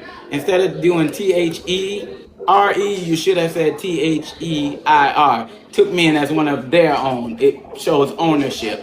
But this is not an English class. It's okay. But the fact of the matter is, y'all are doing these things to try and downplay. Because the thing of it is, I bet what you didn't say in that letter is that that you didn't say that no beatings took place. You didn't directly address not one allegation, and there have been many. So that letter is a complete and total joke. And not to add, like, I don't understand why. And she was the same person that stopped me in 2023 when I first came back to South Carolina as a truck driver. It's always the same nonsense. I don't know what happened, but you need to go talk and apologize to She is Apostle. famous for that line. She is famous for that line, and she tries that maybe a conversation. Okay. So since she wrote this letter, how many times have you recommended that I talk to you? And as a matter of fact, let me recall one conversation that we had specifically. This is around 2021 because we were coming out of the pandemic. This was when they kind of started trying to play nice because they wanted me to sign my house and church over to them. So she's like, I think that you need to talk to my brother, and I think y'all need to have a conversation. We got off the phone. She called me back and said, and I quote, "I don't care if my brother fly out of the bag on you like a bat out of hell. Show him kindness. You be the Christian and be the one that exhibits godly character." Well, hold on a minute, because he the preacher longer than I am. That part. So why I got to be the one? Because no, what you're saying is humble down, and we've been doing that all our lives. I can tell you right now, your brother not coming out of the bag like a bat out of hell on nobody now. Not now. Not now. When me and him had one episode after I left there where he tried to do all of that raging, and I stood up to him in the model house. And I said, I'm not the child that left here. There's a car parked in that driveway that I drove here. And I can get back in that car and drive myself home. I don't got to do this. And I don't know. And I said to him, I don't know why you're approaching me like this, but we're not doing that. So he went to yell again. And I said, no, the only way we're going to talk today is if you have your seat and you do not yell at me. I'm not a kid anymore. I'm a grown man. I have children of my own. So, do you feel like what you went through as a child impacts the way you approach raising your own kids? I would say yes, for a number of reasons. One, I personally don't like doing a whole lot of yard work, washing cars, none of that. Ain't no need of me lying to you. My car right now need to go through a car wash. I've never made my boys do these things that we used to have to do. I tried to. Now, I will say I have had to learn as a parent to be more patient, because I had to learn rage and being upset and fussing and hollering doesn't resolve much, and it inflicts trauma of its own. And I'll be honest, I'm learning that more recently. I'm learning to take the time to listen and to get understanding of, for instance, one of the things growing up is that used to happen to us is they would ask, why did you do it? And then not even give you a chance to explain why you did. Mm-hmm. So I remember things like that and try to, and I'm not by no means am I a perfect parent. By no means. I overwork. I don't prioritize well. I'm learning to do better. But I try to remember what I dealt with, um, and to implement that in dealing with my own children. Do they welcome anybody in their church, or only the community is allowed at their church? You welcome if you're gonna pay money. You got to pay to play. Someone came on here and said one of their relatives a few days ago, one of their relatives went to the commune for a church service or something, and they told her, "You don't belong here." Oh, damn. Excuse me. So I mean, what can yeah, no, you have to. It's almost like, now there is one case that I know of, and I will say there have been people who have stopped by for service, said, "I heard about your work," and then they kind of got wrapped in that way. There's an elderly couple that used to be there, and I think both of them are deceased now, I believe. And the husband stopped by and gave a donation because all they do with young people, and him and his wife became a part of the church.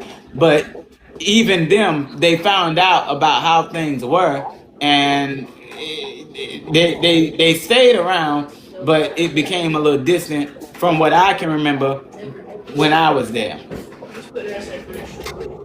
Kiara, I think they met you. Okay, I think we met you at that Something's Got Talent thing or something like that, and they recruited you from there for the band to sing. I think that's how you got around.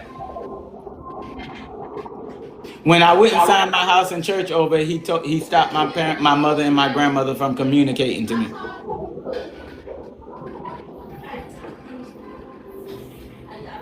Are there requirements like you have to show them your bank account before you can join? I won't say before you can join. So that situation depends on who you are, how strong your mind is, and how you got in. So when my mother and when we were moved to Alcaloo, which is not the same as when we came to South Carolina. We moved to Alcaloo 10 years after we came to South Carolina, which is 2008. When we moved to Alcaloo, my mother was told, "We're going to put somebody over your account." And so it was a joint account with that individual. The same is the case for my grandmother, but they started doing that with her around 1996 or so, when they got her to leave my grandfather. And I get it, they were not married and they were cohabitating. I get it, the church frowns on that. I get that. I'm not saying I agree with nothing this church did, but okay, cool, whatever. But when they got her away from him, that's when the older sister started getting involved in her financial affairs, but more specifically when she got hurt on her job and they knew a settlement was coming.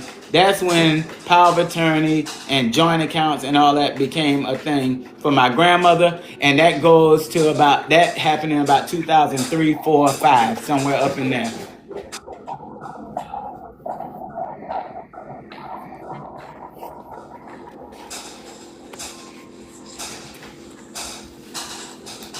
So that's the coolness of it. Tyrone, anything else you got to say tonight? I mean, honestly, we covered the bases for the most part. There's a lot of stories, trust me. Okay, more stories than we can tell. Do you have to sign? Someone just asked, do you have to sign a percentage of every paycheck? Depending on who you are, some people just pay tithes. Some people, the church is over the whole check. So I told you all with my grandmother, she gets 2 checks. One is a pension. The other is her Social Security check. The pension check, which is the bigger check, she don't even have no control over that money. She don't know what's in that account. She might know now because they're trying to do damage control, but she don't control her money. They let her have access to the Social Security check, the smaller of the two, but from what my mother said, she only gets $500 allowance out of that money. Local banks. So I know in regards to my grandmother, that big check doesn't go to a local bank. It goes to Bank of America. And they don't have branches locally. I think the closest one is in Charlotte. But the other thing is, I don't know that they would. I don't know. I don't know if they see red flags or not. I think that sometimes it's almost a deal of we don't see anything until something comes up, and then we start noticing patterns that cause everything to come out. They have big lawyers to keep their nose clean. Yes. I don't know who represents, I don't know, but I know based on the fact that there have been, there's a Bank of America in Camden. Thank you for telling me. They based on the fact that there have been several cases online, several not dispositions, depositions, and every one of them are listed as settled, deposed, blah blah blah. And so I don't know who cleans house for them. They got Olivia Pope from Scandal working for them up there, cause Honestly, there was one time I had to drop an envelope off in Sumter. I actually remember the office. I don't know if it's still operational or not, but I never knew the name of the lawyer or anything. I wasn't even told to talk to him like that. Just drop the envelope off and keep going. well, there you have it. Not sure how I dropped off here, but I looked at the church's page. They seem to have a lot of businesses under their 501c. So many of those businesses, one, are not even around them anymore because they find out what they're about and people get missing. But yeah, the other thing is there are a lot of different places where they put money, different corporations with different names and things of that nature. That's why last night someone asked, what is it that you want? Now, I didn't start this wanting nothing. But at this point, my answer to that question will consistently be a financial audit. A financial audit. If you follow the money, that'll tell you everything else.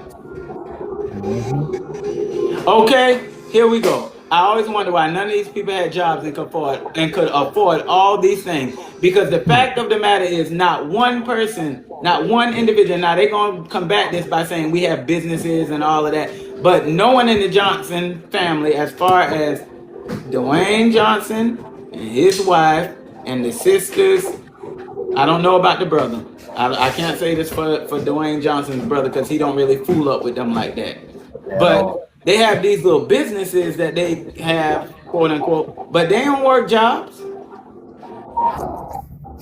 and haven't worked yet. Dwayne Johnson Sr. gets up and preaches about, I've been self-sufficient for 20, 30 years, 20 years. Dwayne Johnson Sr., before the Alkalu days, had not worked since I've lived in South Carolina, and I've been here since 1998. The last job I know he was talking about was he drove bus for Greyhound. Has CPS ever came and talked to any children? Not to my knowledge. Not to my knowledge. Because, first of all, as was mentioned earlier, when that school opened, that put people out of even having access to have a reason for CPS to be involved. The other thing is, they had a funny way of getting people out of stuff.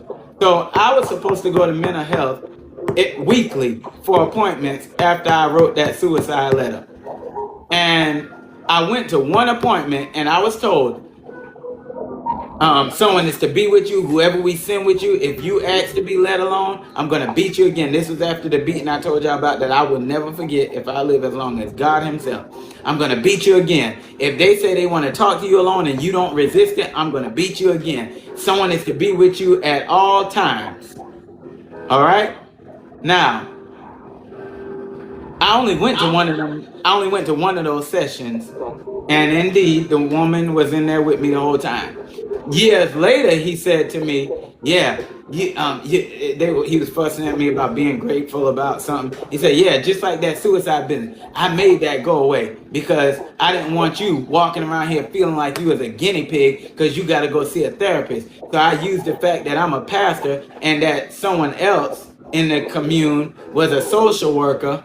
Your live is flagged for violent and criminal behavior. Okay, so we got to be careful on TikTok for how we talk about some of this stuff. I forgot TikTok is very I feel sensitive. like somebody's reporting this. They probably are reporting, but I forgot TikTok is also sensitive. They will flag you for using certain words. I forgot that. All right? Facebook won't bother you as much, but they might be reporting it too. But the other thing is, the reason why I go live on Facebook and TikTok is because I download all of these videos and I'm uploading them to YouTube. So even if I get banned from TikTok or whatever, the information will be made. The information gonna be available. Mommy was saving money since the late 70s, left in 2003, and only got $1,000. Okay, and this individual is in the church before me. I remember her mother, Ariel White. I remember her mother. Let's talk about the church savings account. My godmother had a church savings account, quote unquote, and she had saved up an amount of money. I don't know how much it was. And so that cruise that I mentioned, they decided they were going to go on a cruise, and she told the church that she wanted to use her money to take my mother and us on the cruise because otherwise we wouldn't have gone. So cool. That money was supposed to be allocated for the cruise. Now, anytime I tell these stories based on being able to corroborate them with things that have been said publicly. Now, so Ella Johnson stood up in church and talked about my godmother having so much money saved with the church that he said, oh, we got to do something. We got to do something because she have all this money saved up. Someone was D. Johnson spanking you. He wasn't spanking, he was beating my tail. Spanking would have been a Christmas present. So my godmother paid for my mother and the four of us to go on the cruise. Remember I told y'all that my mother's father died and that my mother had gotten money from her father dying, but her grandmother was the executor of the estate, so she didn't give her everything because we was in this situation. Well, the woman had sent my mother $3,000 or something like that, and I told this story the other night. Sent my mother $3,000 for us to leave there. My mother called and said we were leaving, blah, blah, blah. And she intended to leave. We had done packed up and everything. But then she called him and told him, I'm leaving. And he talked out of it and came and got the money. His explanation for getting the money, yeah, we're going to use this and pay for y'all to go on the cruise. Whole time, he already had the money from the cruise from that savings account that my godmother had with the church.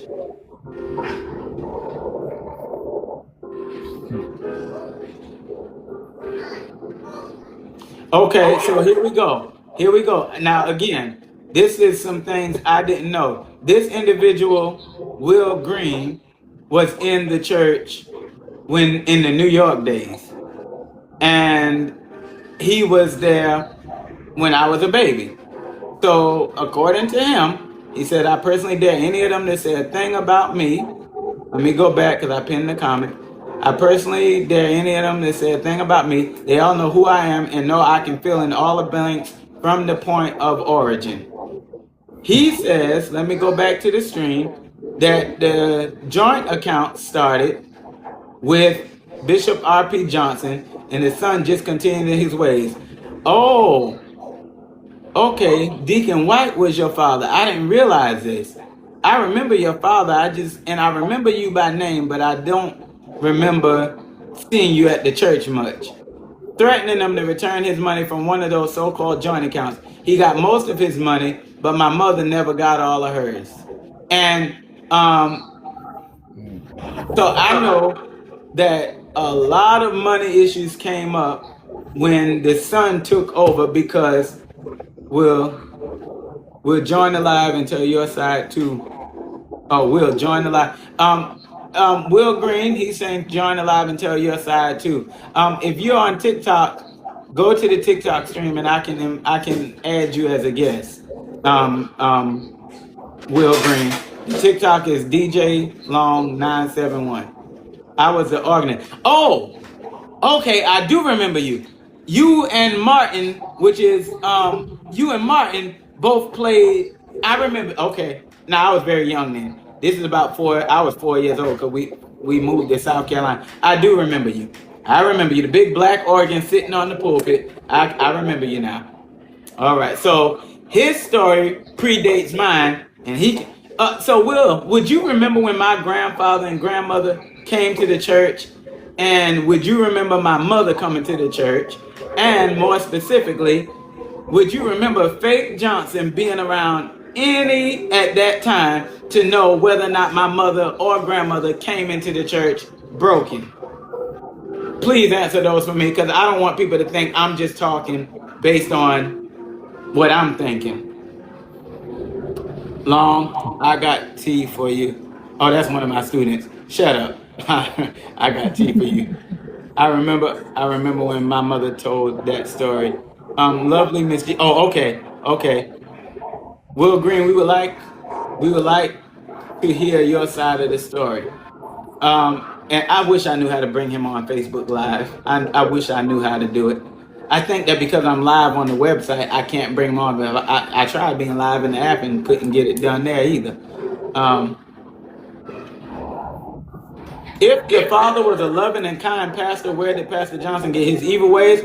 It had to stem from childhood or something. So I only can speak to what I knew about faith. Only came for 66. What area? Put a period or something on that if I don't get to talk about 66s. To this piece about if the pastor, Ella Johnson has got up and talked about things that he didn't like growing up from his father. And so I don't know, but the other thing is, I don't know how to answer that. What I do know, and I won't say Bishop R.P. Johnson was a saint, because I only know what I knew of him when I grew up. But what I will say is this abuse wasn't the case. Now, I will say I was just talking to someone else earlier, and I said Open Door, because the name of the church used to be Open Door. There's always been a control issue. There has always been this issue of, and I won't put that on Bishop a whole lot, but I won't say that he was innocent either, Bishop R.P. Johnson. But I can remember the older sister having a lot to say about things that I remember. When I got older, it was like, why would they have had any input in those decisions? So there was always a control issue. That control issue got far worse when we came to South Carolina, and maybe it's because the laws are a little different in New York. I don't know. Lord have mercy. Well, Ariel White said he was just like his son. Well, now here we go. This is where I'm going to differ from those that are smearing me, because you cannot discount somebody's story. So her story is what her story is. And Ariel, I don't know if you have TikTok, but you're certainly welcome to join, and I'll bring you on so you can talk about your part of it. Because I don't know. I was a kid under. And when I say kid, I'm talking about I moved to South Carolina at 5 years old. So the Bishop Johnson that I knew, I don't have horror stories for. But if there are horror stories, he's just as wrong as Dwayne Johnson Sr.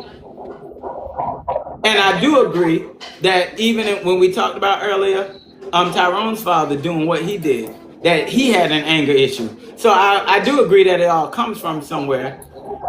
But Ariel, your brother's on here talking good. I'm telling you, he Mr. Long, I'm just trying to get them bounce houses before they go to auction, because you about to send them people to jail. But oh my man. Yeah. I don't got nothing to say about that. Okay, here we go. Will Green said, yes, I remember all of them. And they did not come in broken from my perspective. In fact, Father Hunt, your grandfather, always argued with Pastor Johnson about unpaid carpentry work. I could write a book about stolen childhood, my journey of free labor in a church. I tell you what, I think you got about 2 other co-authors with you right here. And I will say this. free labor has always been a part of Open Door. So they had this thing called willing workers back in the day, where the brothers would be on the roof, repairing the roof and redoing basements and doing all of these things, and nobody getting paid for nothing. That's always been in the culture of Open Door. And not for Willing nothing, when I was workers, working under my willing father, workers, and what was it? Men on the move or something crazy like that.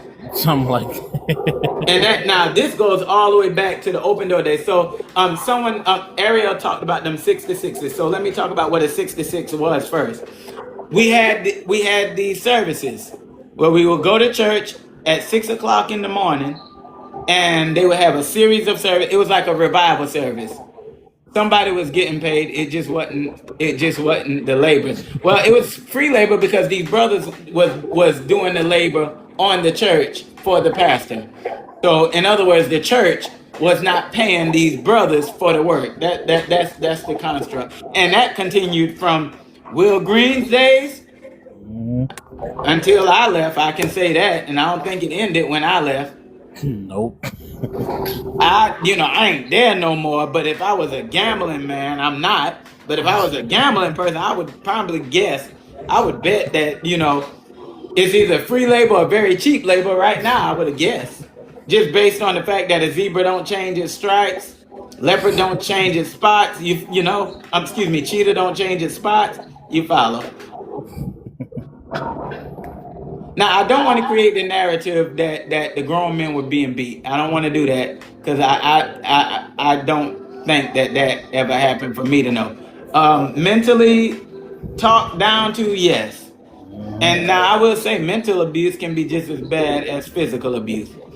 I remember Ella Johnson going on a fit. So in the church in Somerton, there were three men. There were four men in all. One was an elder, and he was an assistant pastor at that time.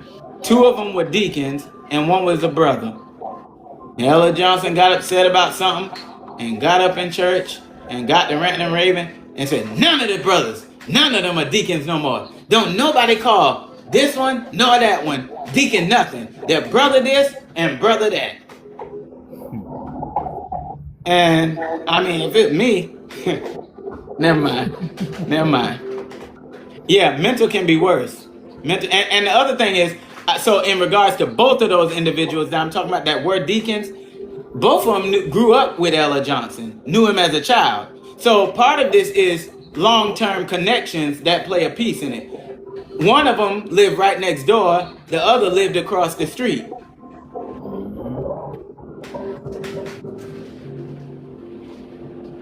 I will also say neither of those brothers are in the church anymore. Well, neither of those men. Not one of those four men. Dog, none of them are in the church no more.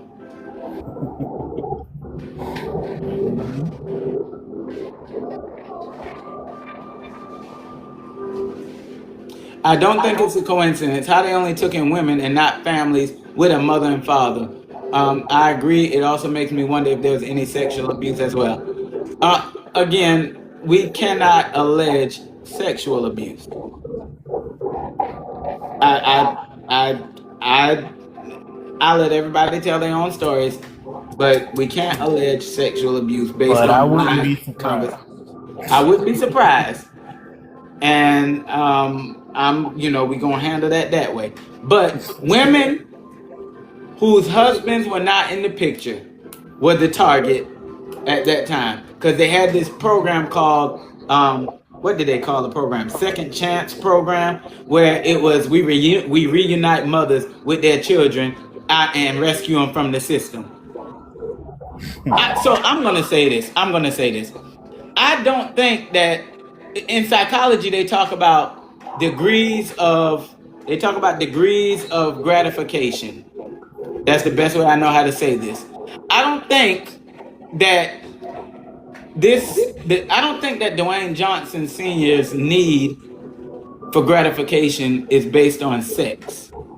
I think it's more so based on authority, power, and control. I will say this. He could have any of them women if he wanted them. I'll say that. Because, first of all, The idea is everybody wants to be connected to the Johnsons in some way. You better grab yourself some lemonade, sir. I don't need you getting dehydrated. I got me some water. I had me some water because I fixed me a cup of water so that I wouldn't get thirsty tonight. And I'm glad you said that because I am a little thirsty. Thank you.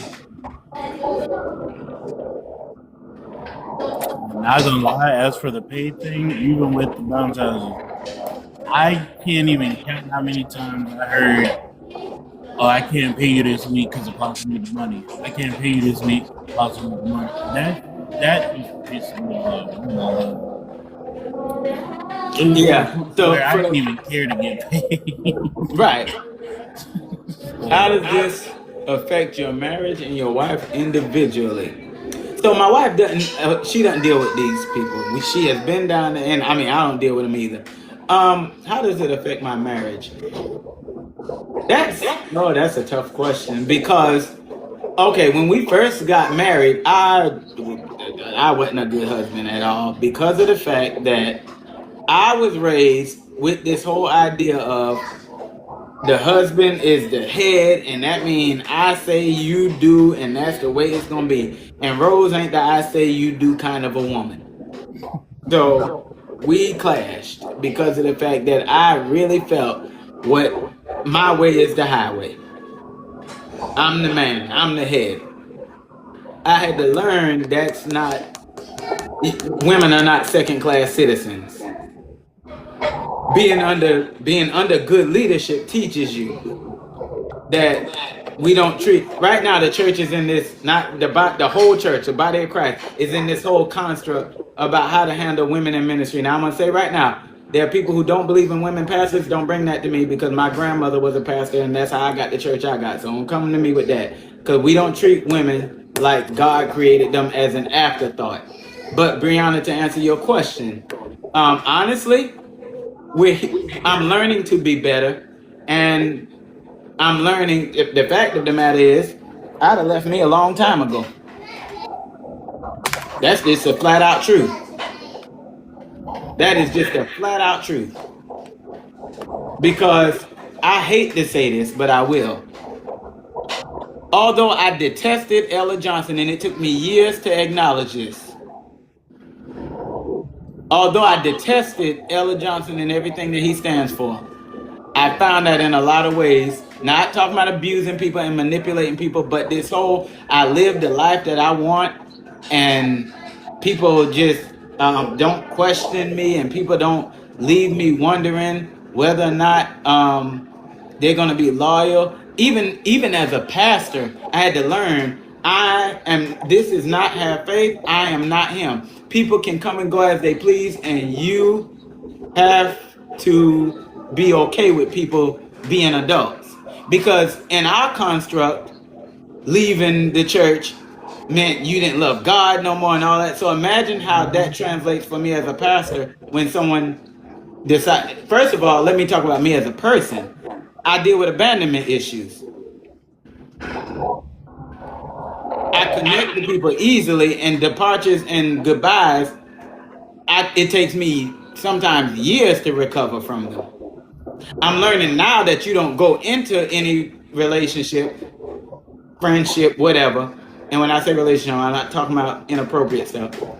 You don't go in expecting everybody to just be around forever. Seasons change, people come and go. And that's life. That's the way it goes. Now, as a husband, I'm learning that love is not I pay the bills and I make sure you good. Because I can remember another story where Sister Johnson had to get up in front of the church and apologize because she said some things about her husband in front of another member. I mean, if it was me, I probably would have, I don't know. It just didn't make sense that she's apologizing in front of the whole church when the whole church didn't even know that man put gas in my car. And I'm talking trash because she was frustrated about whatever. And so this idea of what a man is supposed to be is something that, to be honest, I'm still learning. Still learning how to be a good father without being domineering and expecting my children to. I never wanted my children to be scared of me, and so I had to learn what do you expect when you're right when you're fussing and you're ranting and raving and all of that. I won't go into my personal life right now tremendously, but I will tell you one story of something that I did that was just completely stupid. I was calling my wife, and this is a long time ago, so please understand, my wife ain't the type of person to be abused. I can assure you of that. I was calling my wife, and she didn't answer the phone, and I got so upset because she didn't answer the phone. And I walked in the house, got home, and I started fussing about why didn't you answer the phone? She said I was watching TV or whatever. And I went and knocked the TV off this stand. What is that? We've been married now 15 years. We were 2 years and 2 or 3 years into marriage at this time. What is that? And where does that come from? Because here's the issue. If you don't deal with your trauma, it don't go away.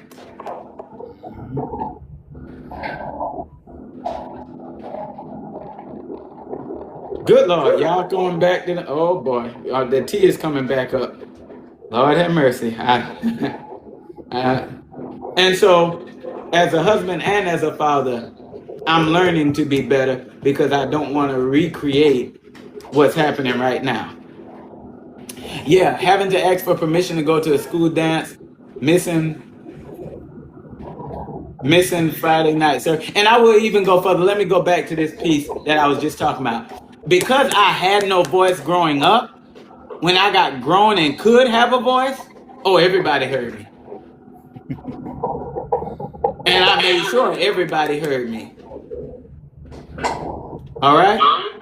Now, the fact of the matter is just because people hear you, that don't mean they want to hear you. This is exactly why I can't have a conversation. So for all of those that are talking about talk to him, I can't have a conversation with him right now to this day because the fact of the matter is I really don't want to hear anything that Dwayne Johnson Sr. has to say unless it starts with I'm wrong for saying XYZ and wrong for doing XYZ. He'll rant. Will most likely. Go ahead, I'm sorry. Oh no, just saying, which might not ever happen because they never see that they wrong. That's another piece of trauma, knowing that you have to live with the apology that you'll never get. Mm-hmm. Because okay, here we go. I really don't want to be very.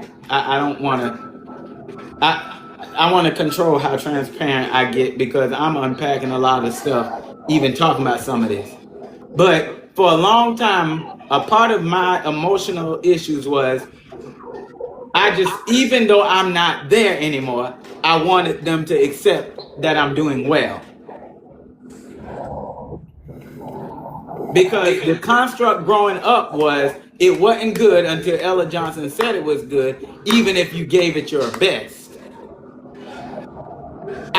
I shall never forget one of the preachers preaching, Elder Langhorne preaching, and when he preached to me and the young people what we thought was a pretty good message, only for Ella Johnson to get up and destroy it. He talked about running alongside of your leader, looking ahead, seeing trouble to make sure that you get trouble out of the way, blah, blah, blah. Now, in effect, it was also a brown nosing session that went completely wrong. Because Ella Johnson got up, don't nobody run beside me. You'll see something and get scared. You stay behind me. And I remember us talking as young people saying, we thought the message was pretty good. Apparently he didn't think it was so good. So the idea is, as a grown person, sometimes I have to fight not needing validation. Not needing someone to say, good job. Not needing somebody to say, hey, attaboy, you did it. So now I do this frequently. I was in a professional development session one time for work. And The person said, I want everybody in here to tell me 3 good things about yourself. Yeah, and Nisha, I'm trying to control that. And the others call him by his new titles. I'm trying to control that because I really try not to use the title. It's almost instant. For me, right now, sitting in this chair saying Dwayne Johnson Sr. sounds so foreign. And I've been gone 16 years. She said the fact that you're still calling him Elder Johnson says a lot. I struggle with getting that out of my system. Oh, but it's gonna get out. But so I was in a professional development session, and they said, I want you to say 3 good things about yourself. And I couldn't come up with 3 good things that I could say about me. Now, if it's Tyrone, for instance, who's on this TikTok with me, I have no trouble saying you're resilient and you're strong and you're doing well for yourself. And despite what you went through, you conquered, you survived, yada, yada, yada. I can run off good things for other people, but I realized sitting in that session, I could not think of 3 good things to say about myself.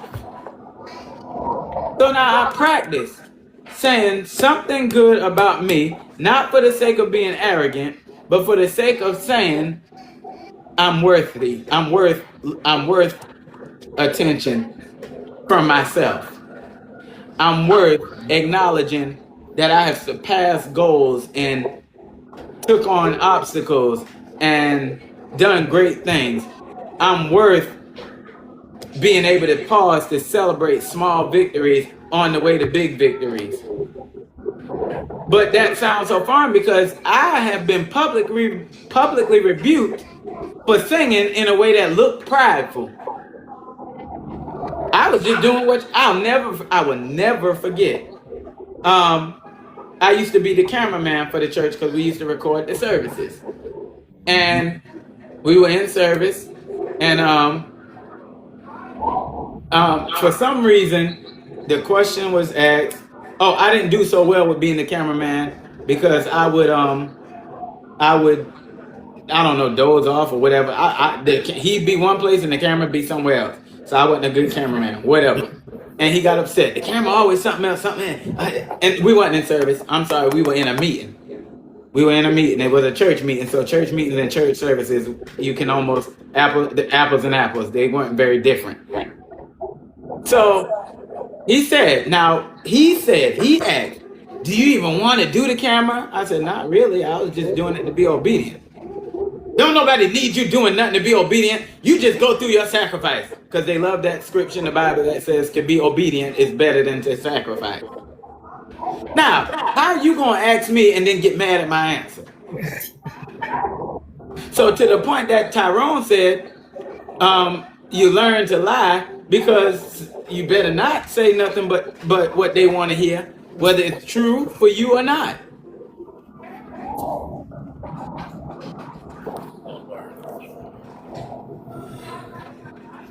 And so that's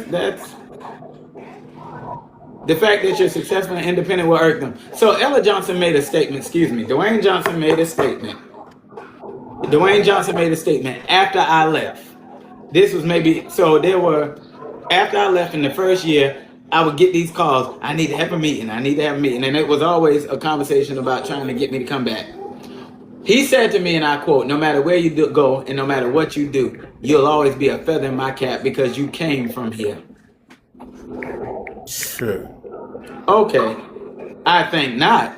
You get nothing for anything that I'm doing now. Nothing.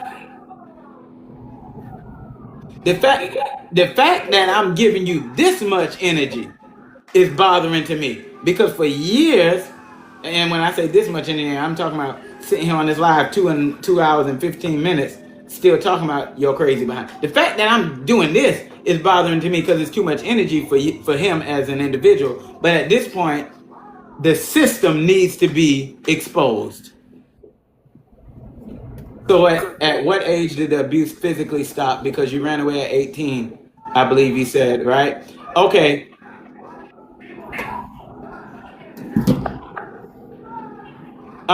Junior Earl Ray, that flight attendant be showing out off on Facebook. You sure she still go to that church? I don't know, and I'm not at liberty to speak on that flight attendant. At what age did the abuse stop physically? The last time that there was physical contact, I was 18 years old, and Ella Johnson slapped blood out of my. I keep calling the man Ella Johnson. He slapped blood out of my mouth.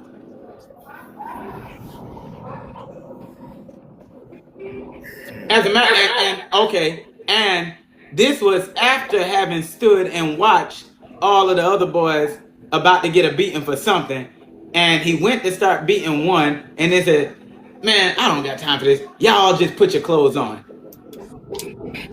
And he gave me the green paddle to go in the kitchen and wash it, and the rest of the boys left, and him and Ella Brayford were left in the what was called the big room at the school.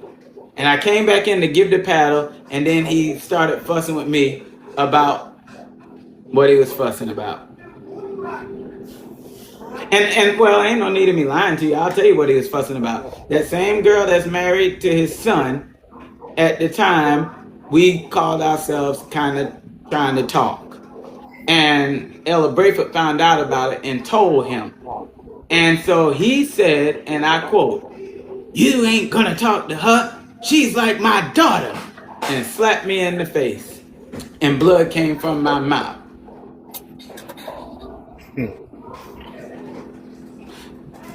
Interestingly enough, 5 years or so after that, your daughter married your son. So they made you strip down every time they beat you? Yeah, you ain't get no beating with no clothes on. Exactly. You ain't get no beating with no clothes on. We all, whoever was gonna get a beating that day, if it was 2, if it was 3, if it was 5, you just take everything off, stand in line and wait. Tyrone, okay, let's do it. Tyrone, who is the one person that nobody wanted to wait on to get their beating? Jared. Nobody wanted to wait on Jared. Because Jared would prolong his beating so bad. And we had to wait on him to finish so we can get ours.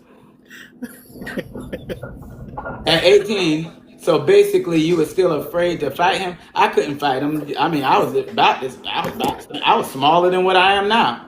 So I couldn't fight him. Fight. Shit. And he believed in working out. Now he's supposed to have a knee that don't work, but he'll run 7 miles with no problem. Very athletic. Sir, okay, and fighting him never would have come across my mind.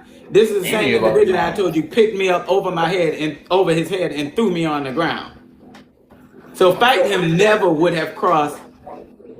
The truth be told, when I first started doing this kind of a thing, well, I officially went live for the first time about him 3 years ago. That was kind of traumatizing. Because nobody does this. Nobody who has ever left ever came out against him like this. I'm the first. Tyrone, am I lying? Because I don't want to sound like I'm tooting my horn. Am I lying? Not at all. I'm the only one, or I won't say only because at this point that's changing. But I'm the first one out of everybody who left who ever publicly said he's beating us and did all kind of crazy stuff. And so he said to me in a meeting that I had with him back in 2021, yeah, I lost a lot of money because of you, because you were running around, man, and talking about me. Now, he said that to me out of his own mouth. And the truth be told is that he might have lost some money, but that didn't have nothing to do with me, because when I first left, I wasn't brave enough to open my mouth, and I didn't stay in Manning long after I left there. As a matter of fact, I was only in Manning about 2 weeks, and then I came to Florence, and I was really going to New York.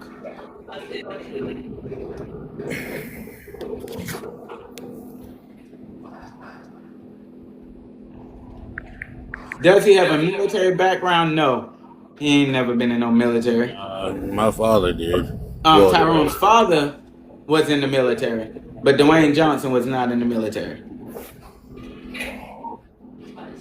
My mother, that's probably that why you he call, made him second in command. my mother that you call Aunt Dot wants to talk to you. I'm going to send a message to you. Okay, let me.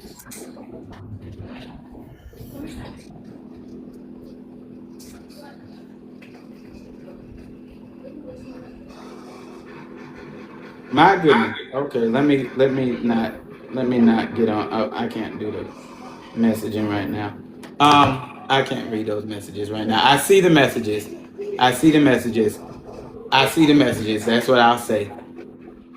I thought that was him on your live. Yeah, that's him. Tyrone, I don't know if you remember Kiara that used to sing with Soul Food Jazz on Facebook. She's saying hi. I remember her. Oh, okay, he remembers you. It's the guy over the bounce houses, right? He's the pastor. No, two different individuals. He is a pastor in the organization, but the head honcho is Dwayne Johnson. The one over the bounce houses is Tyrone Brailsford. Senior. Senior. Yep, excuse me. Let me make it clear. Tyrone Brailsford Senior. Tyrone Brailsford Jr. is who is on TikTok tonight. Well, we live in a different time now, and you're an adult. I'm Boosie Boo. I don't know your real name. All right. He probably put something in that cologne. I don't know. We don't know what was in the cologne, but I know he has worn the same thing for years, and it's a distinguishable scent. If I smelled it right now, I would know it. I can smell it right now without being anywhere near it. I can remember the smell of it. Devon, I'd like to request that you lead us in prayer before you end your live. Okay, I can definitely do that. I can definitely do that. And I am about to end it because last night we were on 3 hours and here we are 2.5 hours, and goodness gracious. And the thing of it is now, let me say this. My name is Tion, brother. Sir, I appreciate you engaging. And now you're radical. You're radical. How do you think Johnson treats his wife? I think. Oh boy. He said, "Oh boy." I think nobody better not upset him. That's what I'll say. I don't want to. I really don't care about him suing me. I really don't, because I think that we all know that this stuff, they don't want it in a courtroom.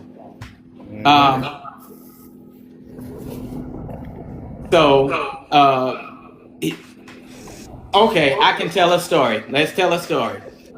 You can't sue me for telling a story. I had to go to something for something. And so Sister Johnson took me. Okay, Soul Food Jazz started giving me little $30 checks for being their roadie.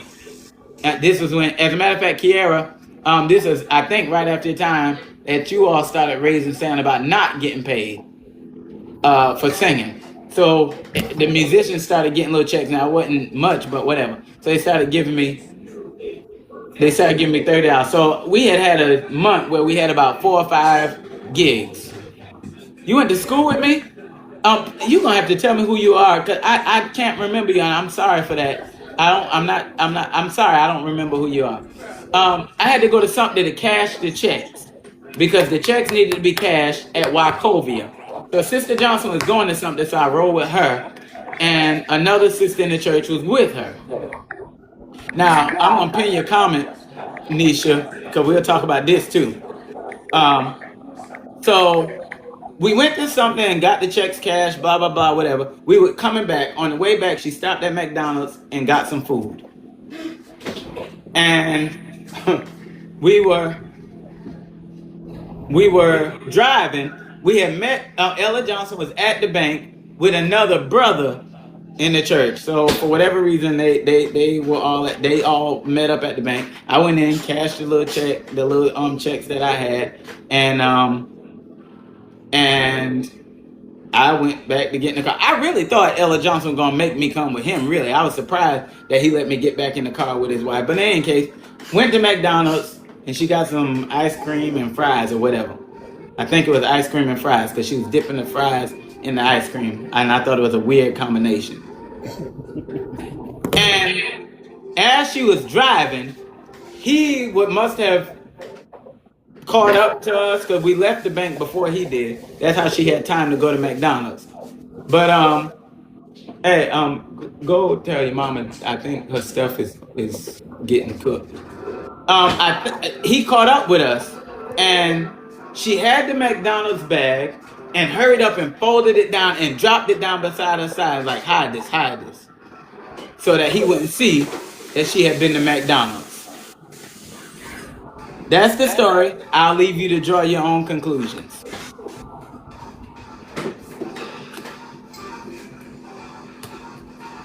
I think he gaslights and manipulates her to feel like she's being treated well, and deep down is control and fear.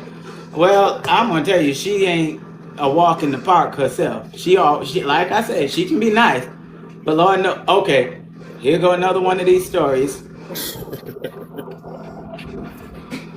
I'm told. Let me say it like this.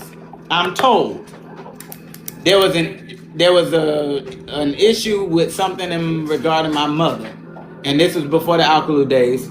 This was in the Somerton days. Someone they told whatever about my mother, whatever, and I'm told they were standing on the front porch of the church talking, and the individual who was also in the meeting with them said that she said to my mother, "Sister Ronnie, you ain't nothing but a B." Wow. Another story that was told to me directly, and I won't say by whom. Now, when I was younger, I said ugly things. I used to say bad words, and so me and one of the young ladies that used to be that I grew up with, we were fussing back and forth or whatever, and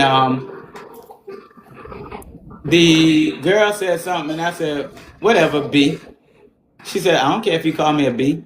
Sister Johnson said, "All girls are B's."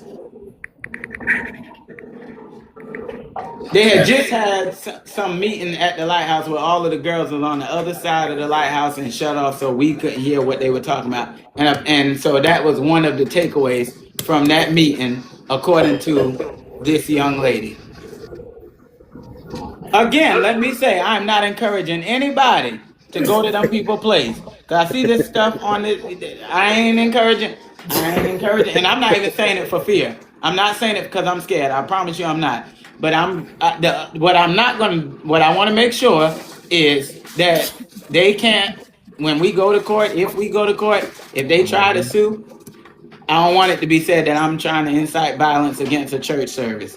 That is a charge, and I don't play about my teaching license. So I ain't telling nobody to go nowhere. I ain't part of that plan. And this ain't about Ella Johnson, Dr. Dwayne Johnson. This ain't about Have Faith. This is about me. So let me make that abundantly clear. I'm not encouraging nobody. I'm not encouraging anyone. Y'all making me forget my proper English.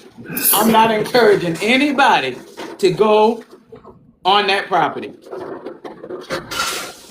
But if you would not just playing, if I didn't tell you about this, but after a while, after we got grown or whatever, he started becoming really insecure.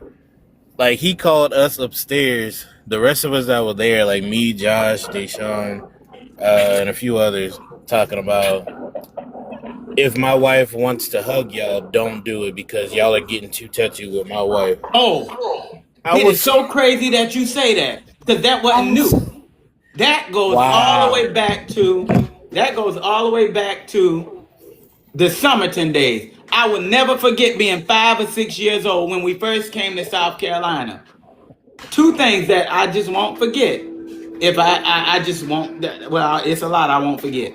To your point about he said don't hug my wife because you start, which is stupid because my wife didn't even like the way that he hugged her when she first met him. So that don't hug your wife, but you don't even know, because in church we have what's called church hugs. The way a brother, first of all, I try not to do a lot of hugging with the sisters because we in a different generation these days. But it's always A shoulder tap and to the side. You Hmm. ain't you ain't you ain't flowing heart to heart, and you not flowing breast to chest. You don't do that. But to your point, Tyrone, in Somerton, I remember I was about 5 or 6 years old. I taught elementary school. Excuse me, I worked in an elementary school for a little while. 5 and 6 year olds hug everybody. Such was the case for me. You know, after church, everybody had to greet everybody. You have to go and shake everybody's hand and say peace or peace be. It's typically peace when you are first meeting them, when you first greet, and then peace be. So after church, you greet everybody, shake hands, peace be. And so there you go. You just take their hand and then shoulder to shoulder. That thank you. Somebody just confirmed what I just said. That's called a church hug. And really, if you can avoid hugging, just shake hands. If you're brother, if you're a brother. All right. Now, as a 5 year old, I hugged her, and I mean, I don't know how tall I was in comparison to her at 5 years old. Ella Johnson, the man comes and says, stop this boy from hugging y'all. I'm watching him try to touch your behind. I didn't even know what he was saying. I'm 5 years old. Nothing like that is on my mind. So that's not new. He been like that. And as a matter of fact, so much so to the point that I remember being grown, and when I got arrested for, this is the one time I can think of when Ella Johnson, when he actually stood up for me. The one of the one, it's only one or two times. This is one of them. When I stole the coat, that I got picked up from jail. And an individual, I won't call her name because her name came up last night, and I'm really trying to avoid that conversation. Just because I'm trying to avoid that conversation. Not because I can't talk about it, it's just too much to talk about. But when I got picked up from jail, she was riding with the individual that picked me up from jail, not Ella Johnson's wife, someone else. And she said, I can't believe your stupid self. You're going to go to Walmart and steal a coat. You curse with a curse. I don't even want to go to court with you. The whole time I'm like, I don't want you to go to court with me. They run your name, they're gonna throw me under the jail because they're gonna figure I got it from you. That's your hint. That's your hint, Tyrone. So then we get to the restaurant, and Sister Johnson was upset too. I don't quite remember what she said, but no one else really said nothing to me about being in jail for stealing the coat. That Sunday, Ella Johnson got up to preach, and I fully expected a show because anytime anything happens, you can expect the next service to be dedicated to whatever happened. This is the one time that Dwayne Johnson made me drop my jaw. He got up and he said, and I quote, if anybody been bothering this young man about what happened, you better get to him and fix it before I get to him to find out who said anything, because every one of us done went through the line and put something in our pocket or did something that we shouldn't have done, as far as in the grocery store or in the store. That is the one memory that I have. There's another where I got an award from Manor High School for having a 3.5 something GPA, and they gave me a trophy, and he claimed, based on the conversation I had with him in 2021, that he still has that trophy. Those are the two times that I knew, that I can tell you, that he actually has something good to say about me. Yeah, so there was a lot of talk earlier about buying prayer pillows. This individual said at Ella Johnson Church, they used to pray on their knees while he stood up and used to be like, I ain't going for all that. I just used to sit down while they did that. I don't know who this is, but yeah, we did used to have to kneel down and pray. And you would kneel and pray until he came out of the office, and then he would get in the mic and he would do his part with praying, and then everyone would start. And you didn't pray quietly. That wasn't an option. You got to be loud. As a matter of fact, I was the sound tech for the church. Well, these stories do push people. I want to talk about that. I ain't even going to tell the story I was about to tell. Let me talk about this. these stories do push people away from going to church, but I know my home church ain't nothing like this. But folks, don't let these cult churches push y'all away. This is paramount. I am telling you story. Oh, Roderick. Okay, got you. I'm telling you story after story after story. And here I am today. I pastor 3 churches. And I work with 3 others besides the 3 that I pastor that are part of the network. And the whole purpose is 2 things. One, to be a support to leaders that I didn't get, because the church is a funny world. The church is a funny world in general. We do a lot of stuff that we shouldn't do. And we treat people in ways that we shouldn't treat them. And I think that we can do better with that. The church can be very cliquish. One of the things that made me, I would not lie to you and tell you that my faith was never tested to the point that I questioned what did I believe. I won't tell you that lie. I will tell you, when I left from there, the bishop always called me preacher man. I told y'all that. I started in ministry for myself as a minister under my grandmother in 2011, I think. No, I'm sorry. It was March 14th. There we go. March 14th of 2010.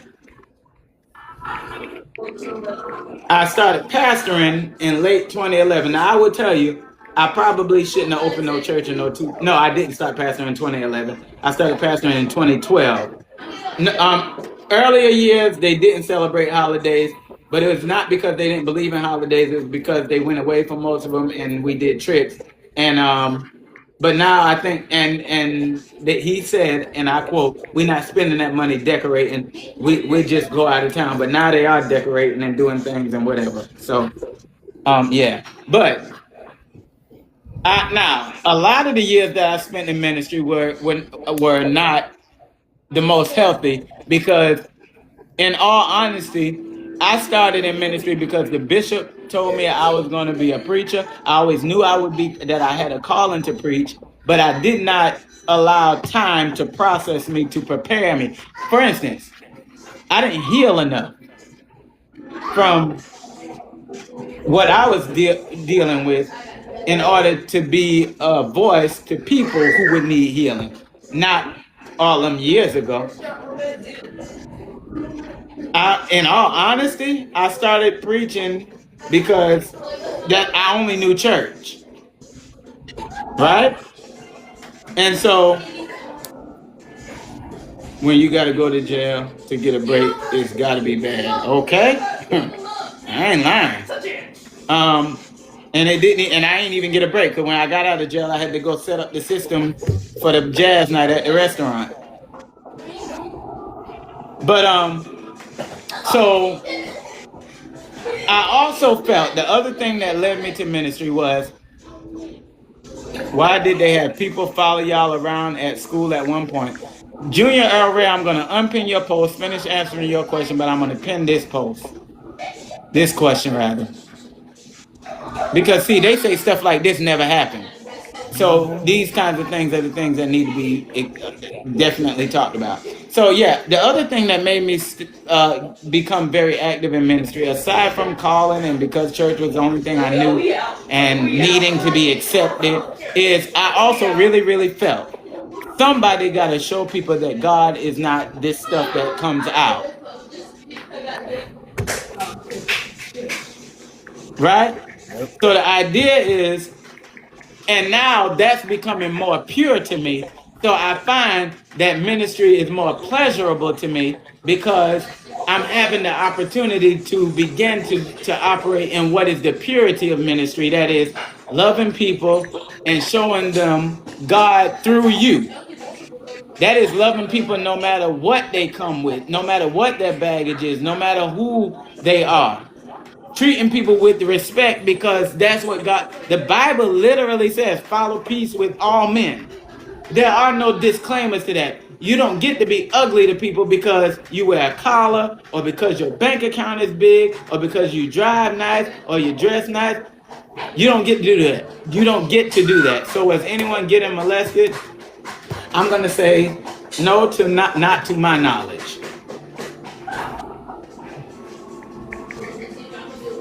All right. I do remember how sad you used to look. I'm glad you're doing great. Prayers for your grandma. Why did they have people follow y'all around at school at one point? Control. Control. Because the fact of the matter is, um, we couldn't have been. Now, there are one or two isolated incidents. There are one or two people that I think was, if we're going to talk about bad children, I don't like the term bad children. If we're going to talk about Horrible people who, kids. if we're going to talk about individuals who the school would classify as challenging children, two people immediately come to mind. They're cousins. One is older, one is significantly younger. Both of them was getting in trouble all the time.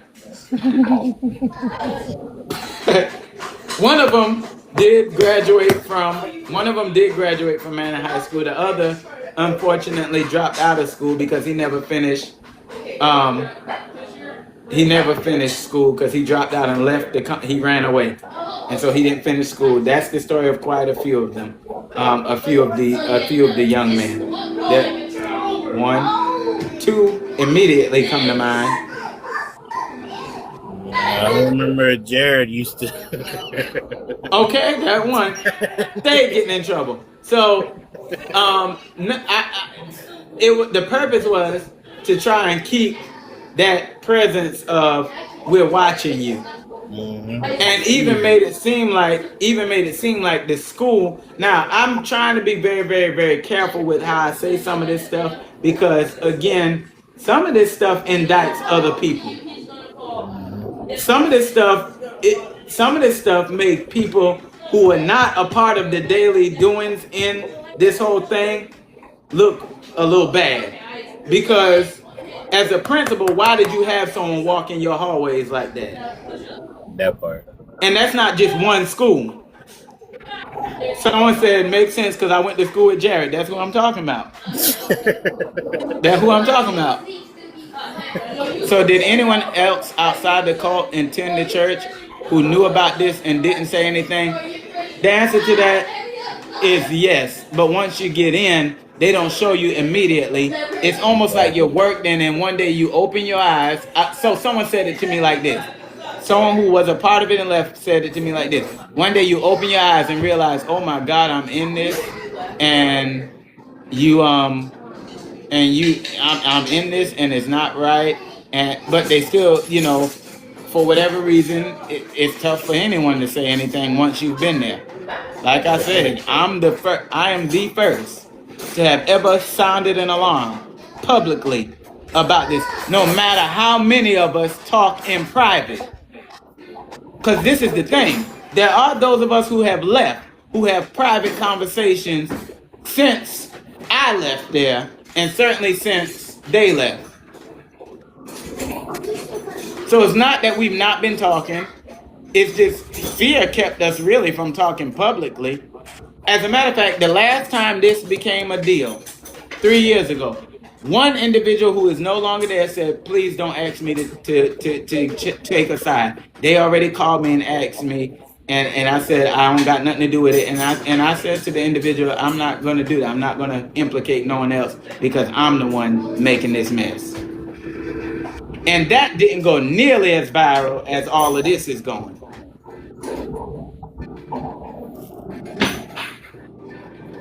And not for So, nothing. I know I can't be up too much longer, but yeah, the fact that I know there's a lot of people that are questioning life there and this, that, and the other, but it's not even about the fact that, the stuff that we've been through, but I know that how some of us made an attempt to leave and they still came after us and brought us back to the cult. absolutely. Absolutely. And So, to that point, and didn't finish your statement, my brother got up and walked from Alcaloo to Sumter Walmart. And when he got there, they seen him kind of hanging around, so they called the cops. Cops picked him up and took him to a shelter for children in Sumter. It's called the Greenhouse. Ella Johnson showed up. Dwayne Johnson showed up at the shelter wearing his full clergy. My brother said, came in his collar, his robe, and all of this. And so when they seen clergy, they let him in to try and talk to my brother. I'm not going to use the words that my brother used because I don't want to use those words. But my brother said he felt for the first time in his life he had backup. And the conversation was, if you come back, we'll act like this never happened. And so my brother said for the first time he felt he had backup, he knew that Johnson couldn't do nothing to him. He said he looked at him and said, "Man, you got to be crapping me." And when the people seen that he was getting upset, they said, "Oh no, you're upsetting the boy. You got to go."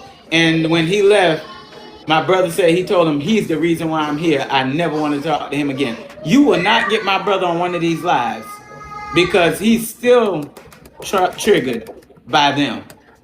My brother is very antisocial. I go years and don't see him. We talk, but he don't come up here. He went to Charleston. He made a life for himself, and he so much. My brother is so antisocial. I'm not going to get into the fullness of this because I'm not going to tell his story. But my brother is so antisocial that at one point he chose to be homeless down in Charleston, and he told us about it after the fact because he didn't want to ask us for help. Living in what they call Tent City, he told me. I ain't from Charleston, so I don't know where Tent City is. I know we had a little tent city in Florence, but they got rid of it. Because I'm sure they live all across Manor. If they turned a blind eye, they might be leading our churches in Manor, and they knew. Okay, I don't know. Yeah, and now, I try to be very careful with the conversation because I'll be honest with you. I say do a financial audit because when we follow the money, you'll see what needs to be seen. And let me say this the best way I know how to say it without saying it. I've seen a lot of people that are being tagged in these videos who are a part of the upper echelon in Manning. And I noticed that I ain't seeing a whole lot of response from them.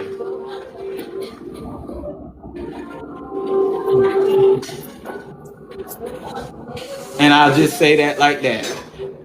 To be honest, only one elected official has sent word that they're looking into this and they're going to investigate.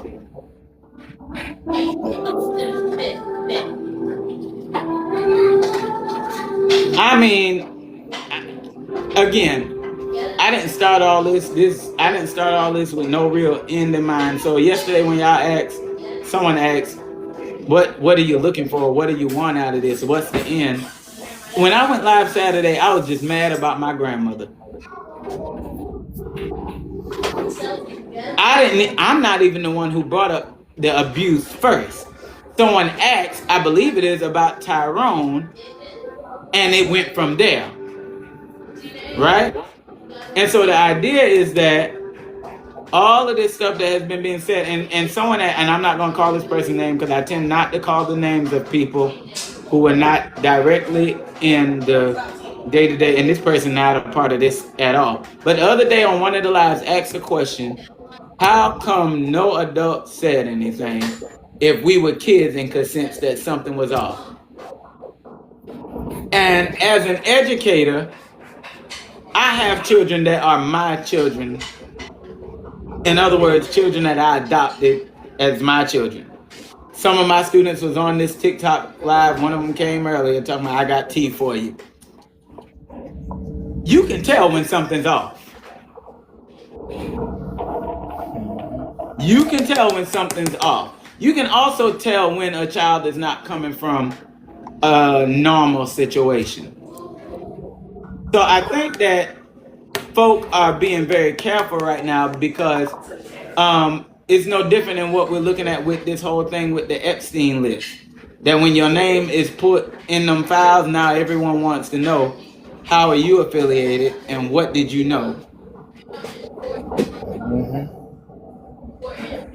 Because the fact of the matter is, now I know that security at schools wasn't I know it's different now than it was back then. But I was sitting in class in drama class. I told this story the other night. And Dwayne Johnson, my mother, and Sister Langhorn just popped up in my class. When y'all take these big trips, what do y'all do? They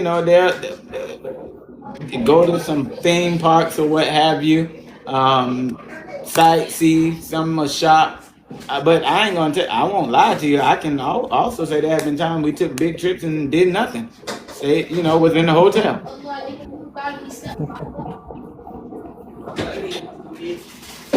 Here we go. Here we go. Nisha Charlene said, I was a child and knew. So the adults involved witnessed, etc., and were definitely turning a blind eye. So I think what part of what it is, and I've said this to someone else that I talked to, I know it's something going on, but I don't want to touch that because I don't want to be the one. The problem with that is, here we are all these years later. And who is Dot? Someone said Miss Dot. All right. Sir, please allow me, for the sake of, because of who that individual is, I'm not going to say, because I don't want anyone to have a wrong picture of. Well, no, ain't no need of me doing it. Let's do it. That's his aunt, and she's nothing like him. She was in Alcaloo. She packed up and left. Aunt Dot is his aunt, his father's sister. She can't. Okay, so, Lord help me. Oh boy. She came down with a granddaughter who from what I understand, I think she helped raise the girl or something like that. He moved that granddaughter in his house, and this Aunt Dot was in the house with my grandmother. Aunt Dot said to my grandmother, based on conversations that my grandmother told me, Aunt Dot said, I don't know where she is, but I think she's with her children up in New Jersey or somewhere like that. Aunt Dot told my grandmother, you praying about getting out. Some things you don't need God to do. You need to do something.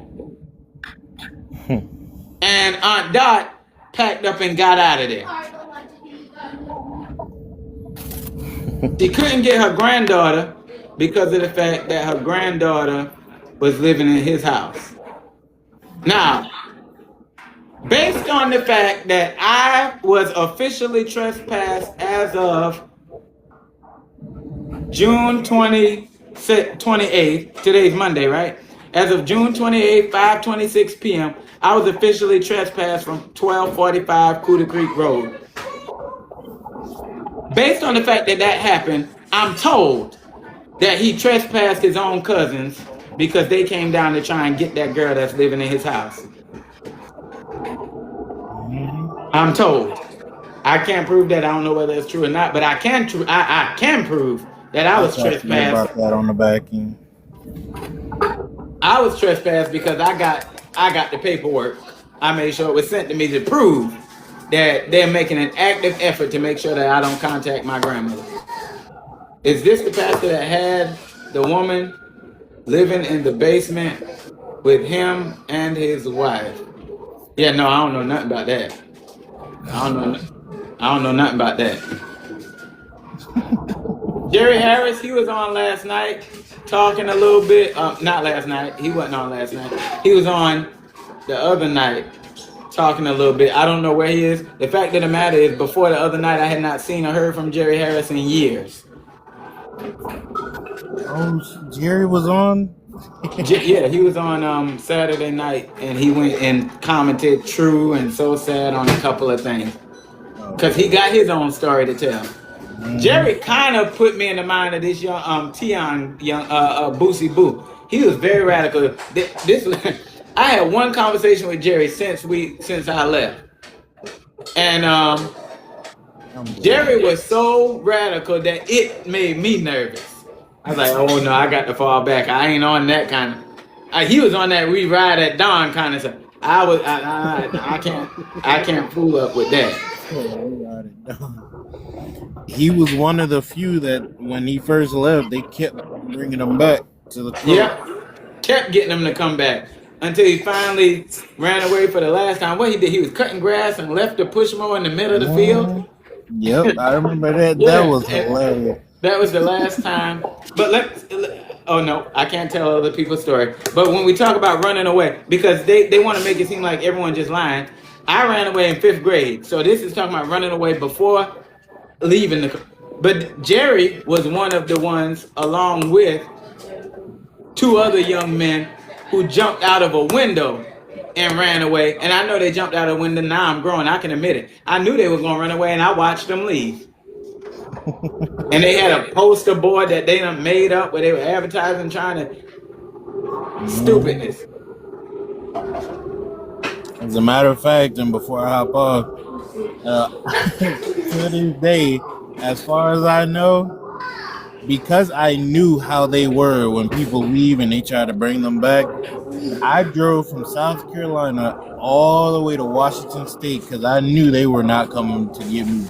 Just in case y'all not clear on Facebook, for what he just said, he got in the car and drove from South Carolina, and I do remember this, drove from South Carolina to the state of Washington so that he could get out of their reach because he didn't want them coming back to try and get him to come back. Mhm. I missed the explanation and I hate to ask again. Please explain about Dwayne Jr., the younger son, and his wife. Why did they want that girl specifically for him? I won't say they wanted her for him, because my understanding is that he's the one that said God told him to marry her. That's what I was told.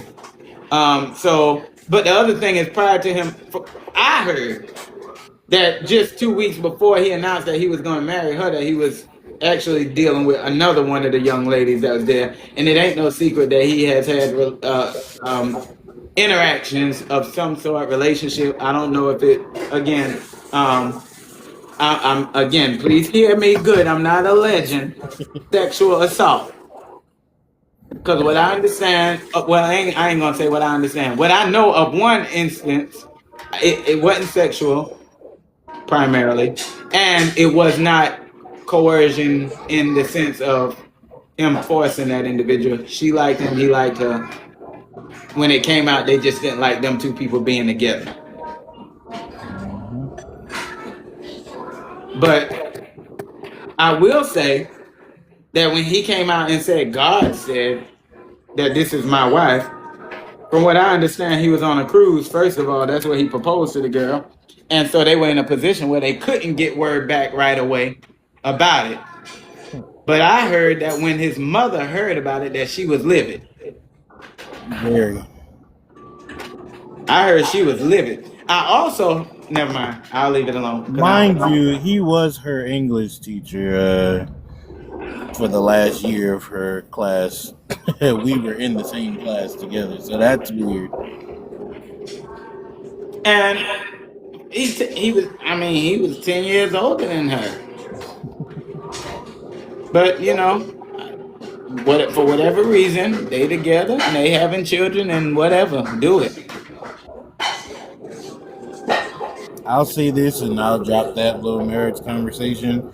Her and I had a conversation while I was still in the cult. She had no intention of marrying me. So he said her and I had a conversation while he was in the cult, and she had no intention on marrying him. And so, again, now was y'all allowed to leave once you turn a certain age? They were No, not. no one is allowed to leave. Now they will swear out this is hyperbole, and people can come and go as they want to, and yada yada yada. If that's the case, I hate that I didn't record it, but if that's the case, why did my grandmother say, please just go? I'll find another way to leave. I'll get out some other kind of way. That's what my grandma said to me Saturday. Why did my mother have to pack up a room and not let her mama know until the last minute that she was leaving? If, because now we talking about grown people now. Because the fact of the matter is, ain't nobody.